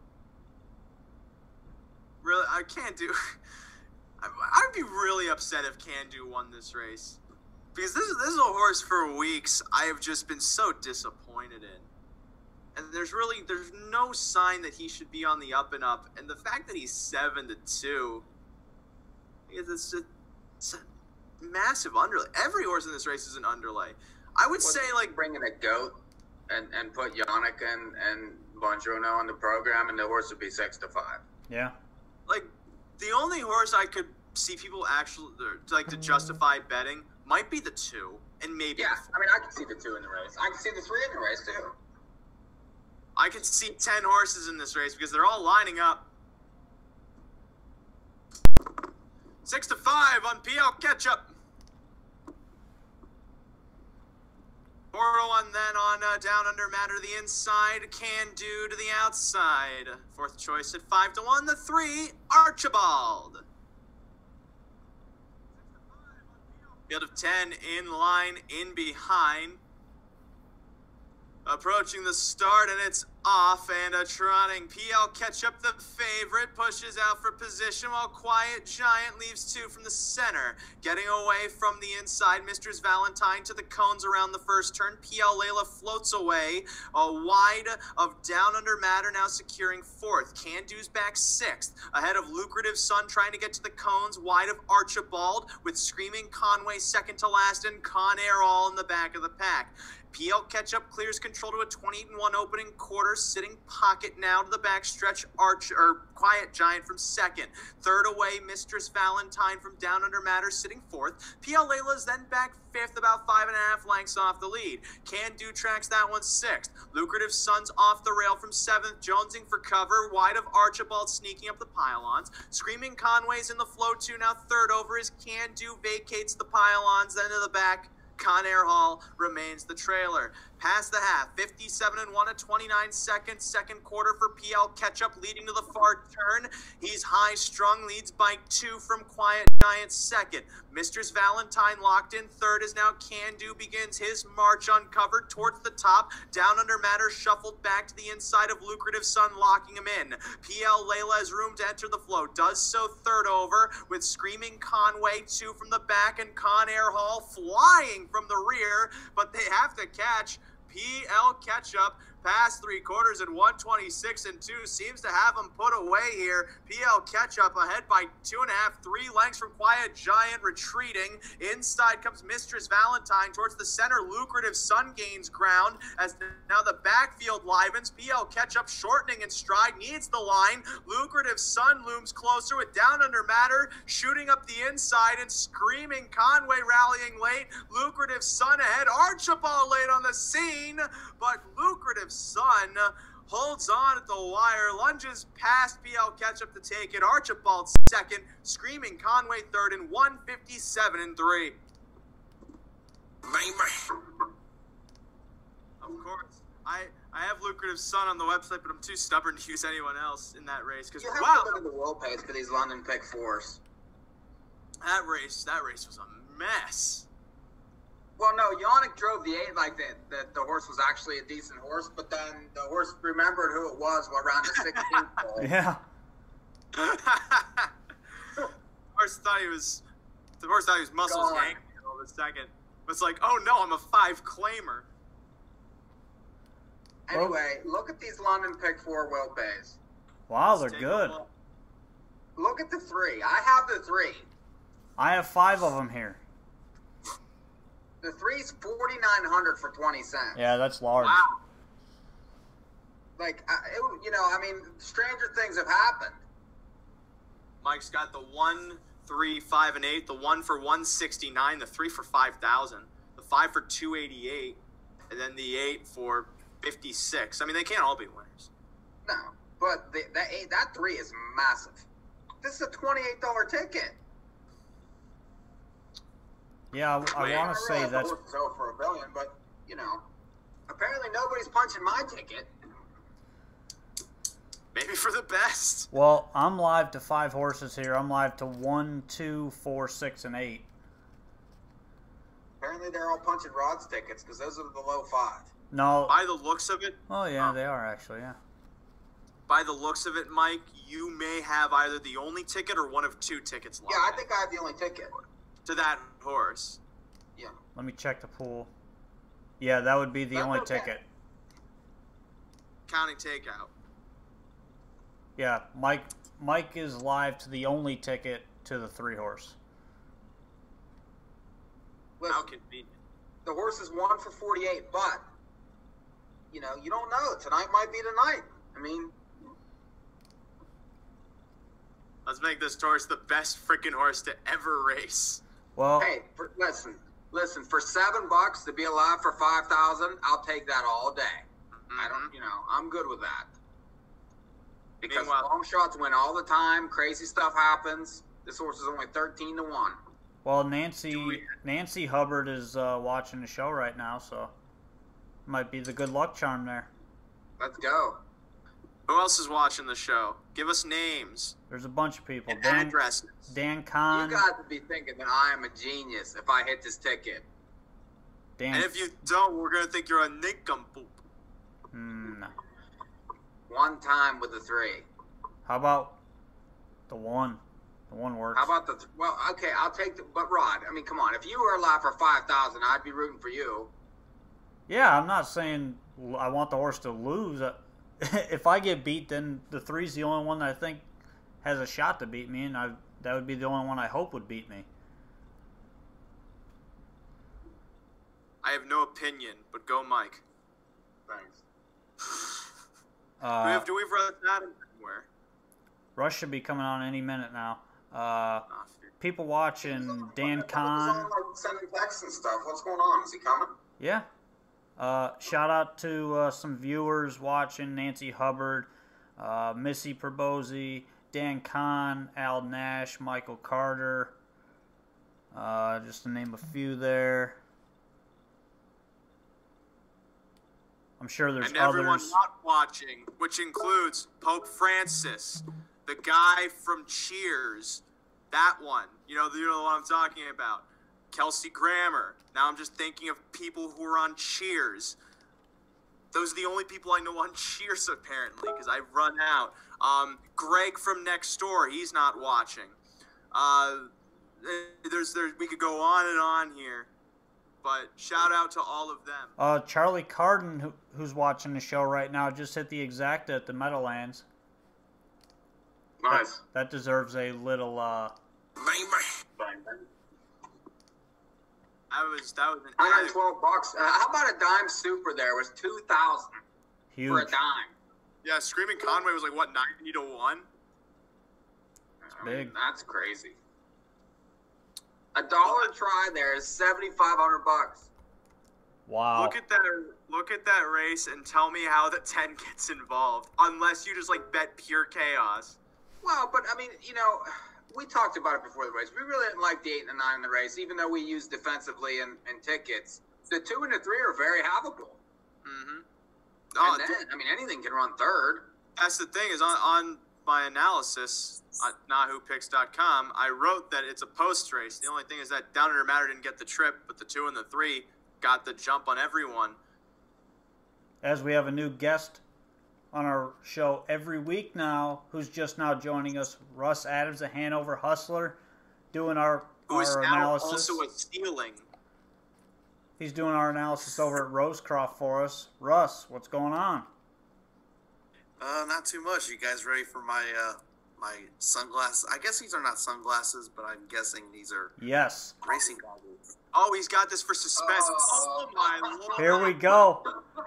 What do we got, Russ? Yo, what's going on, everybody? He's dressed like he owns a nightclub. I love it. I'm ready to go. This is over. That's awesome. He's that guy who walks up to me after like 3 drinks and he says, "Buddy, you've had enough," and then he socks me across the face. I don't even attack him. It's just he's got like this brewed up rage, just ready to execute it. And you look ready to go, Russ. Yeah. I thought I surprised you guys tonight.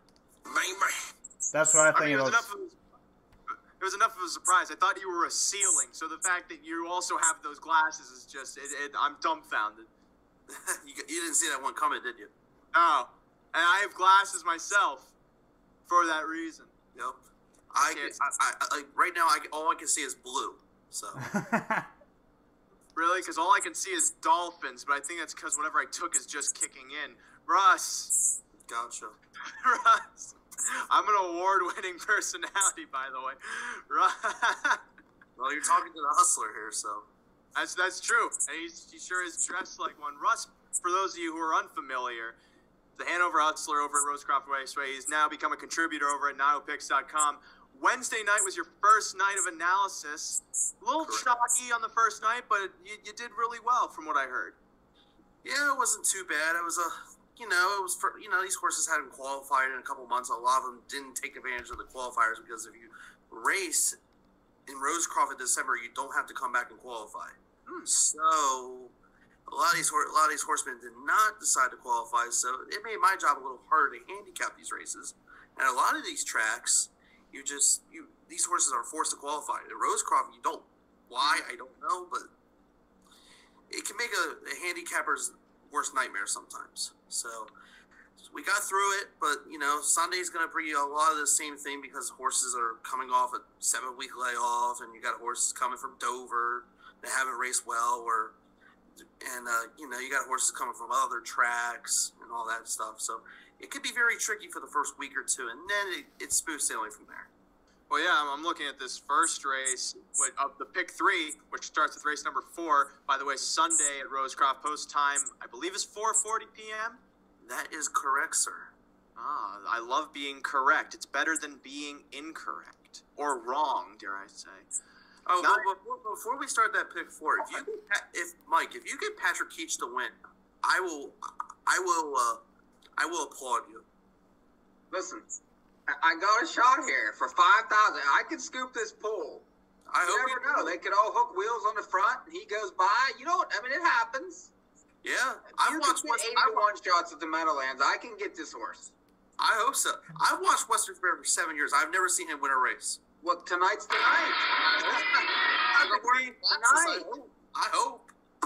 How I hope convenient. I mean, who would have thought I would wear these glasses and Patrick Keach might win me $5,000? So who sees that coming? Who would have thought Why people be would in it to win actually it, mistake? Ross? Who would have thought people would actually mistake me for Patrick Swayze? It's a really strange world out there. It is. Nobody's But actually sorry done about that, that. right? I'll tell you this. I never root on this show, but if this horse is coming to the wire, I think we might have to be yelling a little bit.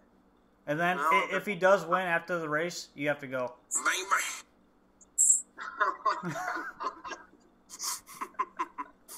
Yeah, I'm putting it on right now over here on my Express Bet account here. We are in no way endorsed by Express Bet, mind you. We are endorsed by Purina Cat Chow. We're not endorsed by them either. In all reality, we are sponsored by Jeff Colfer's stable, who sponsors our pick 4s. You can see its nifty little graphic on our pick 4 graphics each and every week now, along with the Brian Brown stable. Oh, Brian Brown's a good man. I like him. Brian Brown is my favorite man with little hair. That's a weird way to put it, but he's a wonderful guy. I think I would make him laugh. Let's just hope he didn't hear that.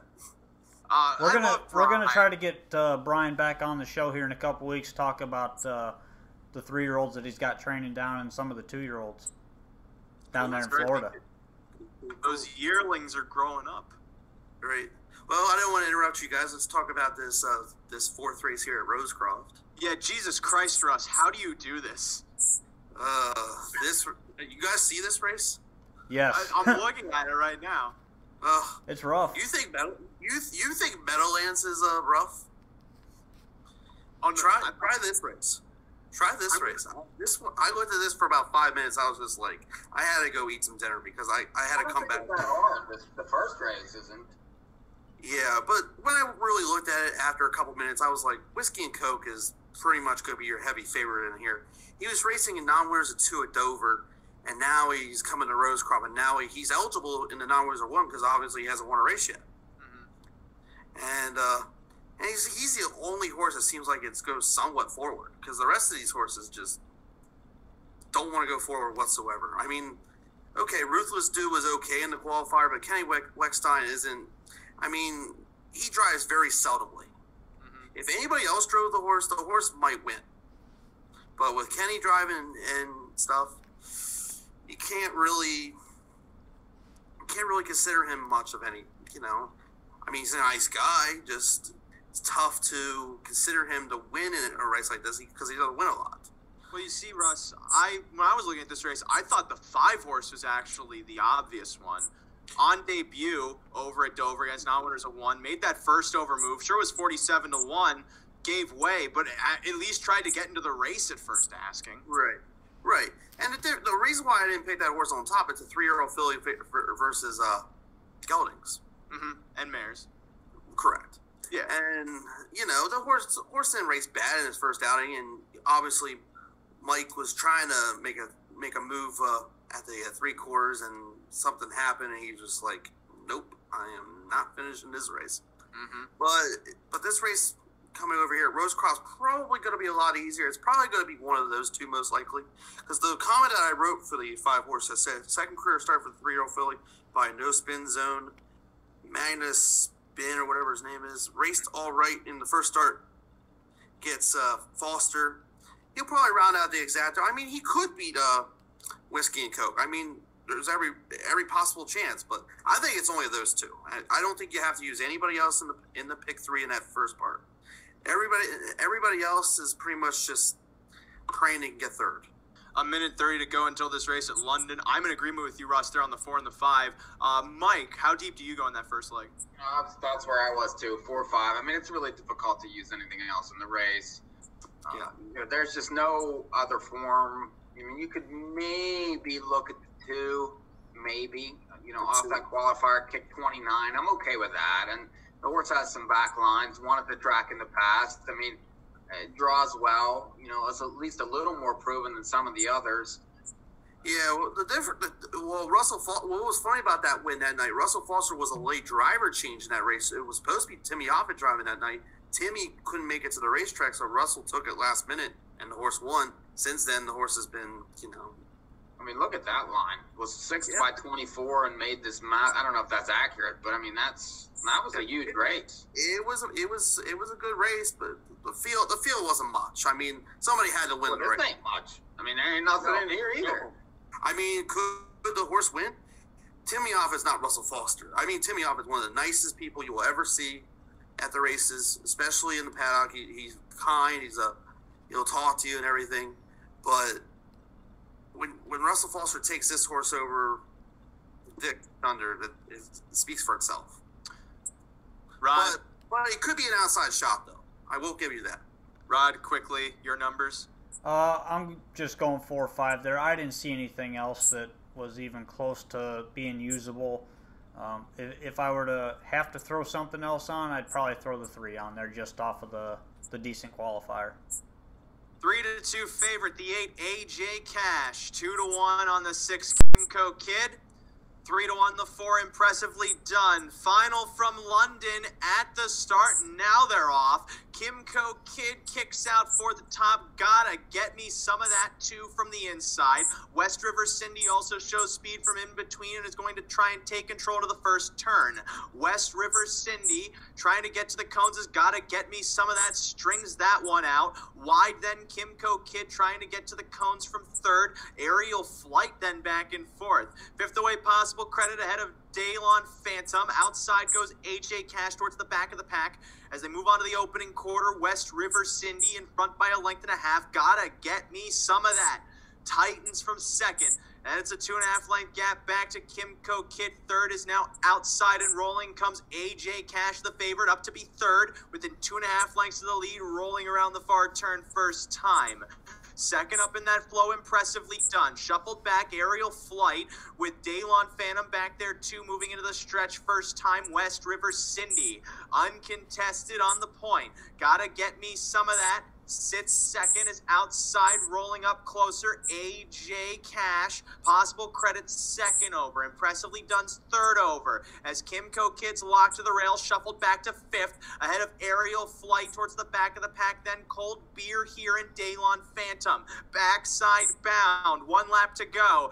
West River Cindy, a length and a quarter ahead of Gotta Get Me Some of That, needing room to the inside of AJ Cash, looming closer for St. Louis. That one now takes the lead, while Possible Credit gains ground up to be third to the 3/4 pole. Kimco Kid kicks off the rail, as now AJ Cash is away by 2.5. Possible Credit moves up to be second. West River Cindy drops back, locked in, Gotta Get Me Some of That. Kimco Kid moves up to be third as they move to the top of the lane. AJ Cash, 4 ahead of Possible Credit, chasing from second. It's AJ Cash and Louie into the final 16th. Wrapped up now, putting them away. AJ Cash gets the money from Kimco Kid. Possible Credit tight for fourth there, but AJ Cash, the 9-5 favorite, strolls home at the added distance, 2:08 and 2. 2:09 and 2. I was so close to reading that correctly. Well, that was looking better than I thought initially. Especially if the A was no good. Well, he didn't do anything. Well, Patrick didn't do anything wrong. Alfie just did his patented, go back, fade out of it like usual. But, it wasn't Patrick's fault at all.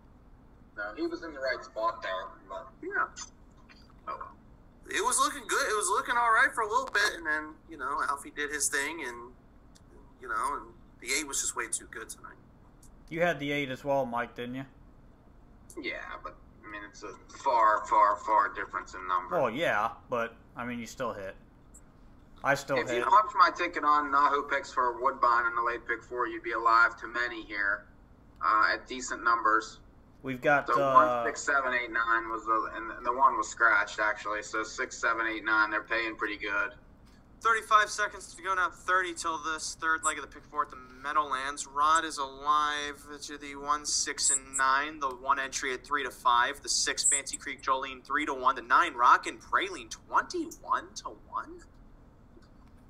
That's a large price just because I think Pat Barry's driving. Andy Miller took a different horse. Yeah, not only that, Pat Barry was listed to begin with, but Barry can blast with any of them. He's an aggressive driver. Yeah. I like the price. I think the value's there, but again, like I mentioned earlier, the outside post off the qualifier is the only drawback. Yeah. Well, with Pat Barry on the 9, he's got post 10, and probably not going to leave. And in the 7 post, plain old James and old Rosecroft horse. Arlene Cameron used to have that one at one time because that was out of Cam's Rocket. That's a Maryland sire. Rockin' Praline has her nose on the gate as this field lines up. Yep.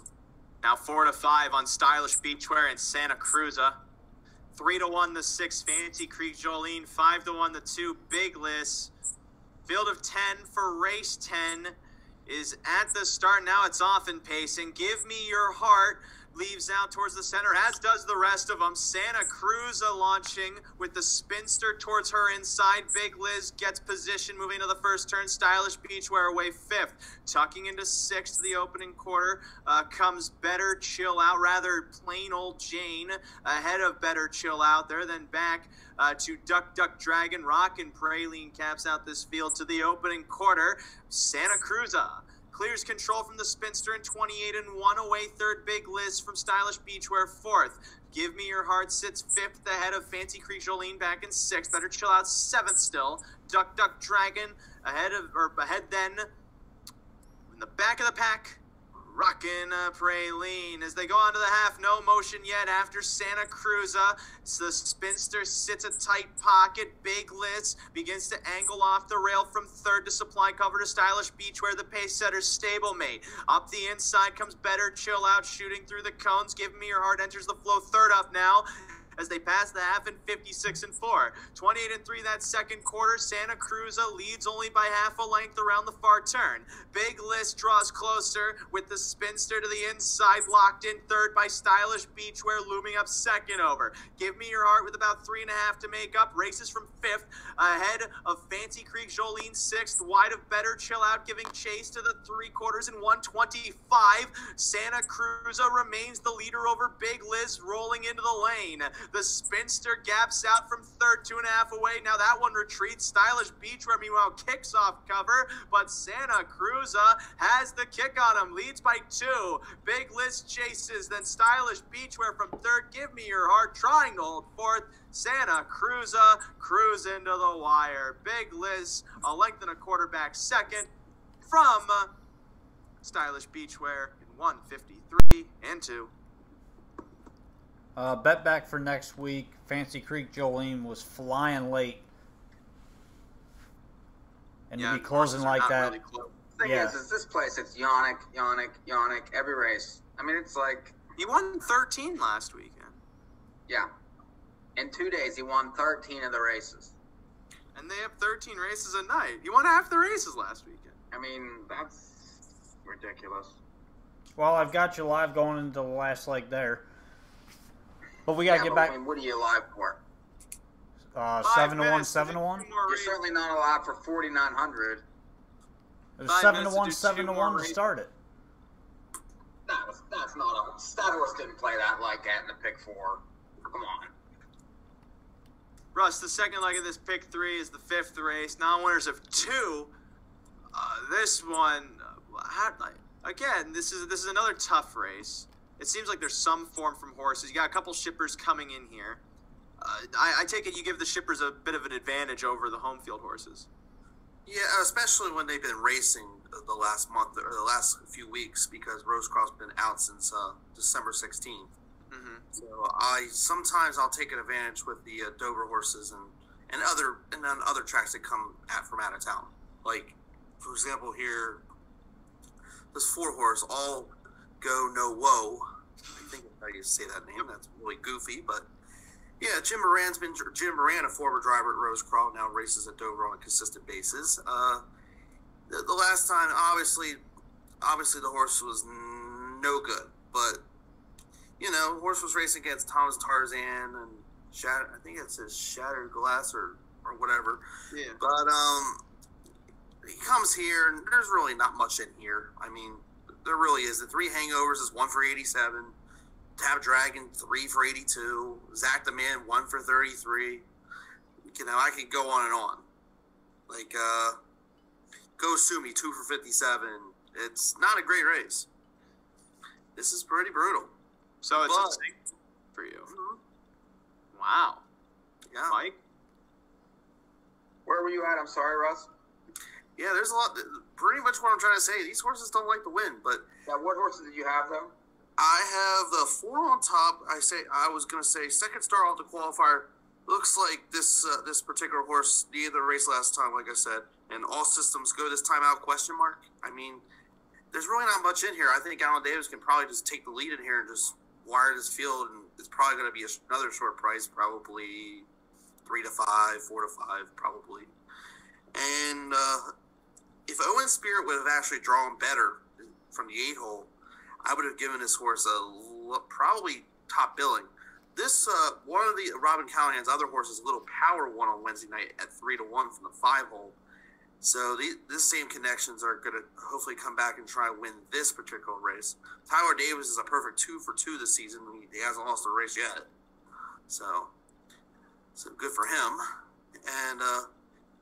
And then also the 5-horse Easy Biscuit, Russell Foster and Artie Foster Jr.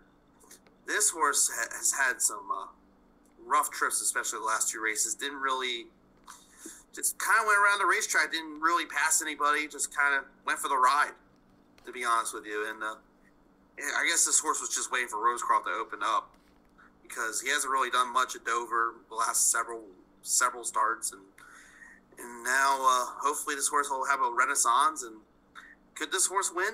Maybe, but he's gonna have to get a trip. He has about as much speed as I do. Well, we also know Russ is unstoppable when you get his legs rolling. He's like a freight train. Oh, jeez. I don't know about all that, but Mike, I mean, I understand where Russ is coming from. The 4 definitely is a standout in terms of speed. He has lines that outkick most of these horses. But do you see anything outside of that? Yeah, like he was the 5 and 8. I didn't like the 4 just because the 1 for 17 last year, the really marginal first start where it really was going backwards, not forwards. At least the 5 has been going forwards at the end lately, albeit from last. He's making up lengths, close, heading towards the wire. So I'm interested in that one. And then the 8's third back gets a drop. Draws wide, but that's not as like Russ says, that's not as bad as some places.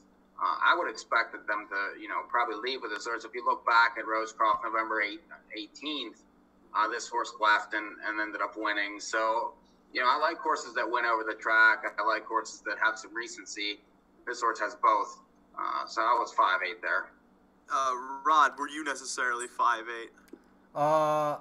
No, I didn't use the 5. I'm not a big fan there. The 4 I do like. I like that qualifier. He got a start in off the layoff. I think you're going to see improvement here. Second start back. Has missed a couple weeks, but that doesn't really bother me. The horse fits well here and gets a good spot. I think Alan Davis probably fires off the car.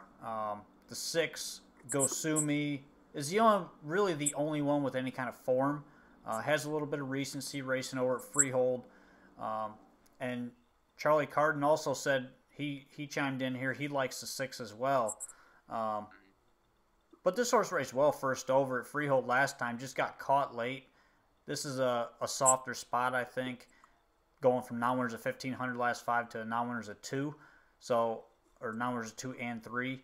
This horse fits for me. And then the 8 Owen Spirit is another one. Just needs to get in the right position. Has some recency outside post, but this one I think is going to offer fair value from out here and is a use for me. So I'm 4-6-8 there. Are you 4'6" or are you 6'8"? Those are two completely different heights. We'll ask our panel later. Those are the exact numbers that I have too. I'll go no whoa. Makes the second start of the season.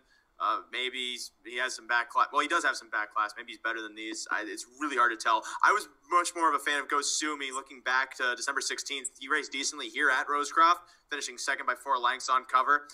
Sure, he probably should have kicked home better since he had the trip, but you know this field is not necessarily all oats and bunches of honey. So chips over from Freehold. Those lines at Freehold are not terrible. I have nothing much else to add about that. And then Mike touched on the fact why Owen Spirit is a good one to use here, because looking back, November 18th did show speed, even though it was post 4, went nearly wire to wire as the favorite. The question is how much speed this horse can actually show from post 8.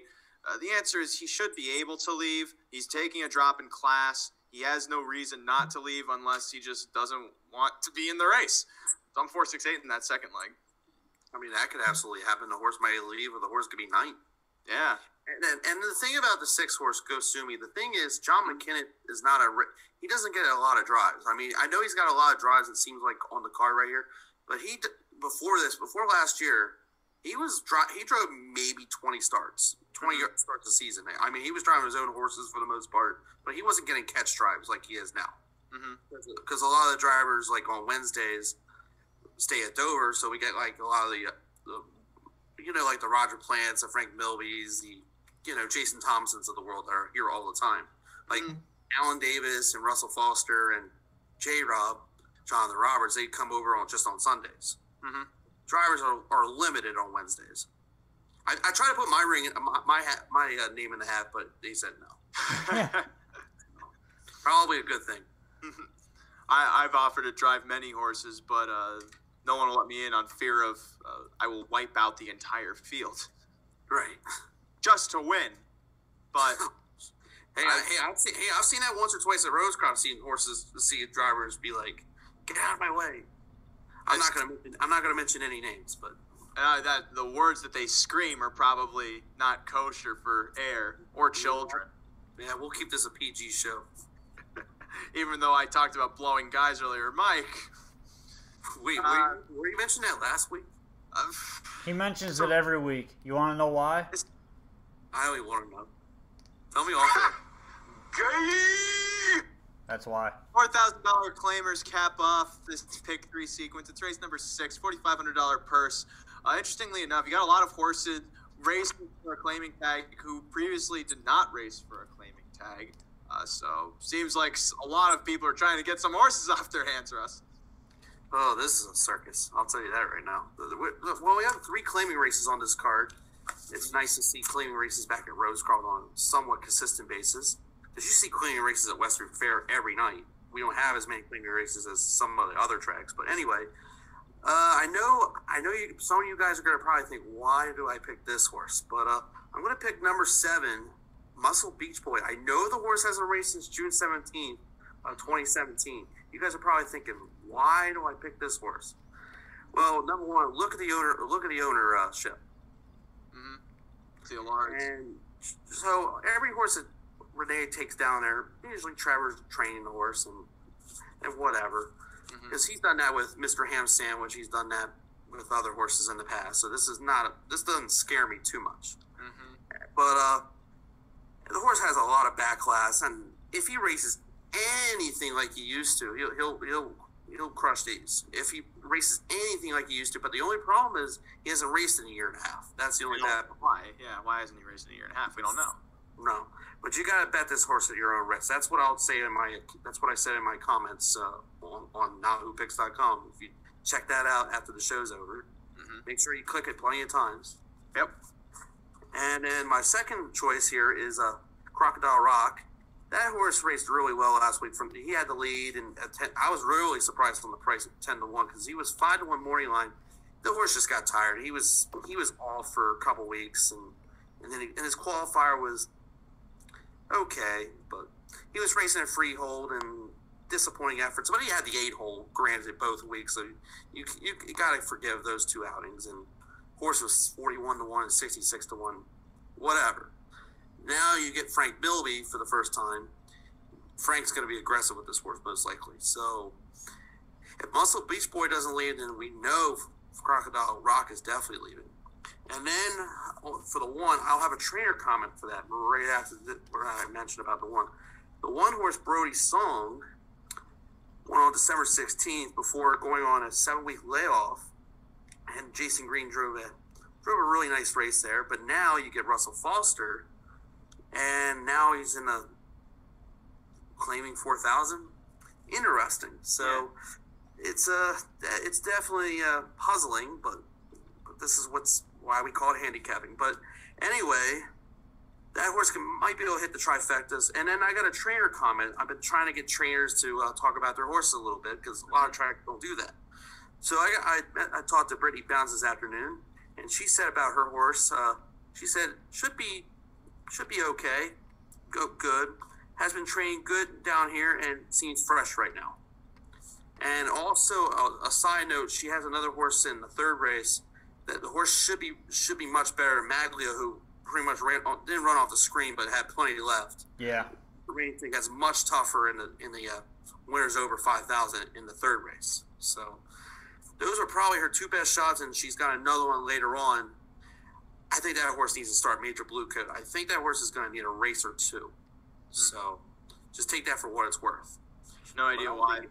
Yeah, I think it's pretty much 7-8-1, and then for the horse for fourth, I know I don't do top four, but for a horse for fourth, I would say the 9, and that horse is High Me Away. The horse used to race in the Open here at Rosecroft way back when.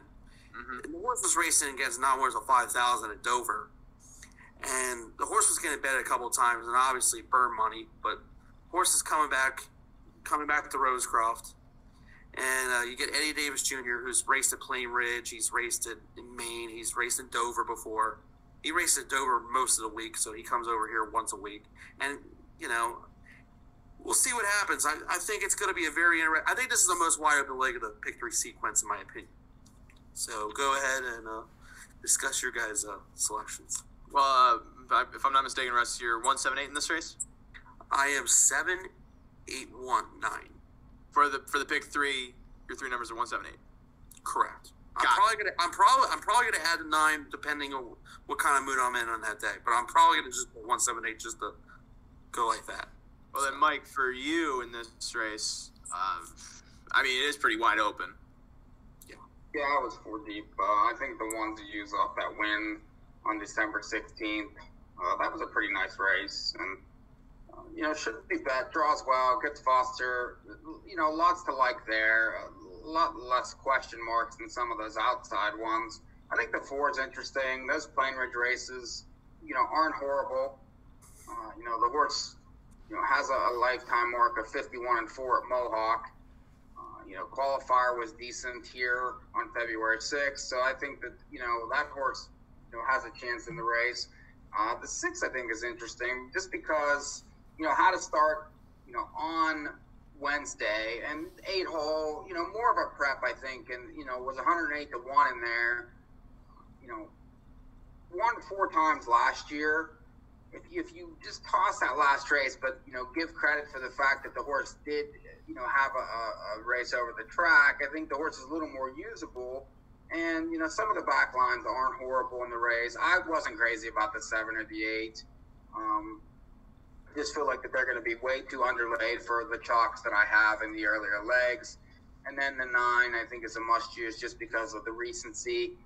But the horse is 0 for 2 years, and it's going to be underlaid also. But I'm, kind of throwing on as a bit defensively. So 1, 4, 6, 9. All right. Do those numbers sound good? I'm more on Russ's page here. The 7 Muscle Beach Boy. comes back off the long layoff, but the connections are worth looking at here. Good qualifier last time. They basically just went around, got a couple tighteners in him. He might need a start, so I'm also looking elsewhere with the 8 Crocodile Rock. Frank Milby. I like this horse in that first start back there. And if he gets to the lead, gets a soft quarter in there, I think he's got a big shot to hold him off this time around. And then the 9, Hide Me Away, draws poorly again, but it ships back over. It gets a cheaper race at Rosecroft than what he's been racing at over at Dover. So the class drop alone makes me throw him on the ticket. So I'm 7, 8, 9 there. I'm 4, 7, 9. That the 4. What's his face? Carolina Hurricane has those lines up at Plain Ridge in the Lexington Stakes, then comes off a decent qualifier here for Arlene Cameron. Don't know how much value that might necessarily be in the pick 3, but I mean 6-1 morning line could hopefully provide some of that. Muscle Beach Boy, we're all talking about the connections relating back to the Alards. The qualifiers aren't stellar, but keep in mind they are at Monticello and Yonkers as opposed to over this surface. And Allard also tends to have a decent track record over at Rosecroft. And then the 9, Hide Me Away, just has so much more class over this field. Sure, it's an outside draw, but the outside post isn't necessarily a detriment here at Rosecroft. He could probably just float away, try and ride up into contention, and maybe blow by him. But that might be a tall order to ask, considering the form of this field. Might be hard for him to get into a lively flow if that's the case. But if anything, could at least float for a tactical spot and then just do all the work on his own. So I'm 4, 7, 9 to cap off the pick 3, which makes my ticket as follows. It's 50 cents, if I'm not mistaken. Yep. I'm 4, 5 with 4, 6, 8, 4, 7, 9. That's $9.50. Russ, your numbers. All right. Well, I'm going to go with. I think I'm just going to single the 4 in the first leg. I don't think he's going to lose this race. I'm going to go 4 with 4, 8, 5.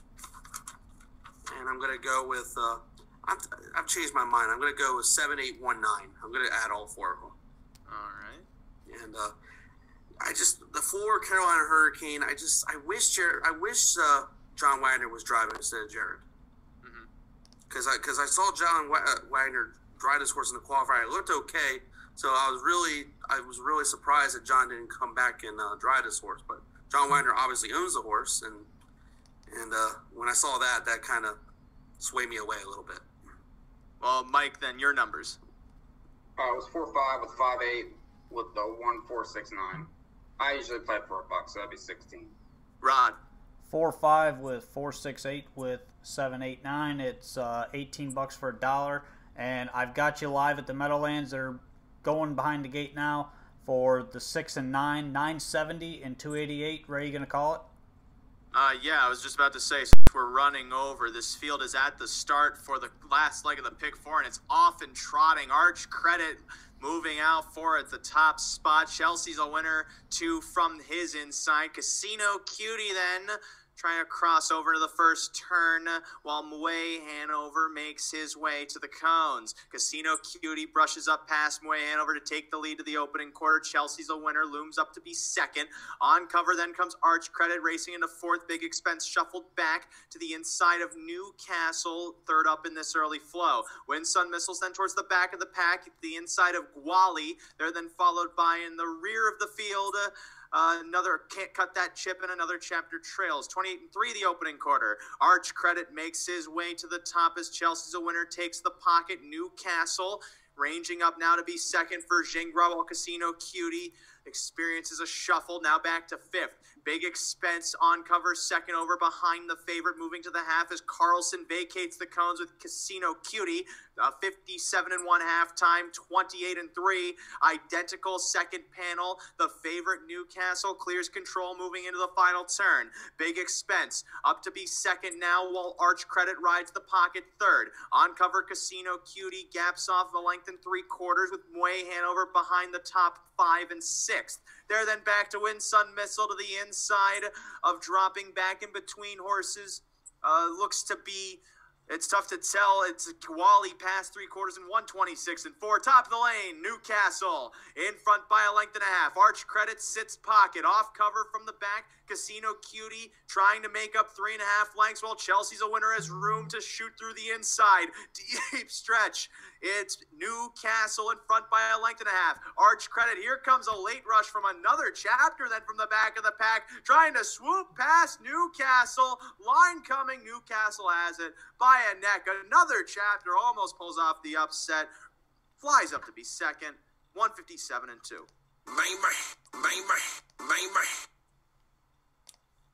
One for each Brain 100. is given up.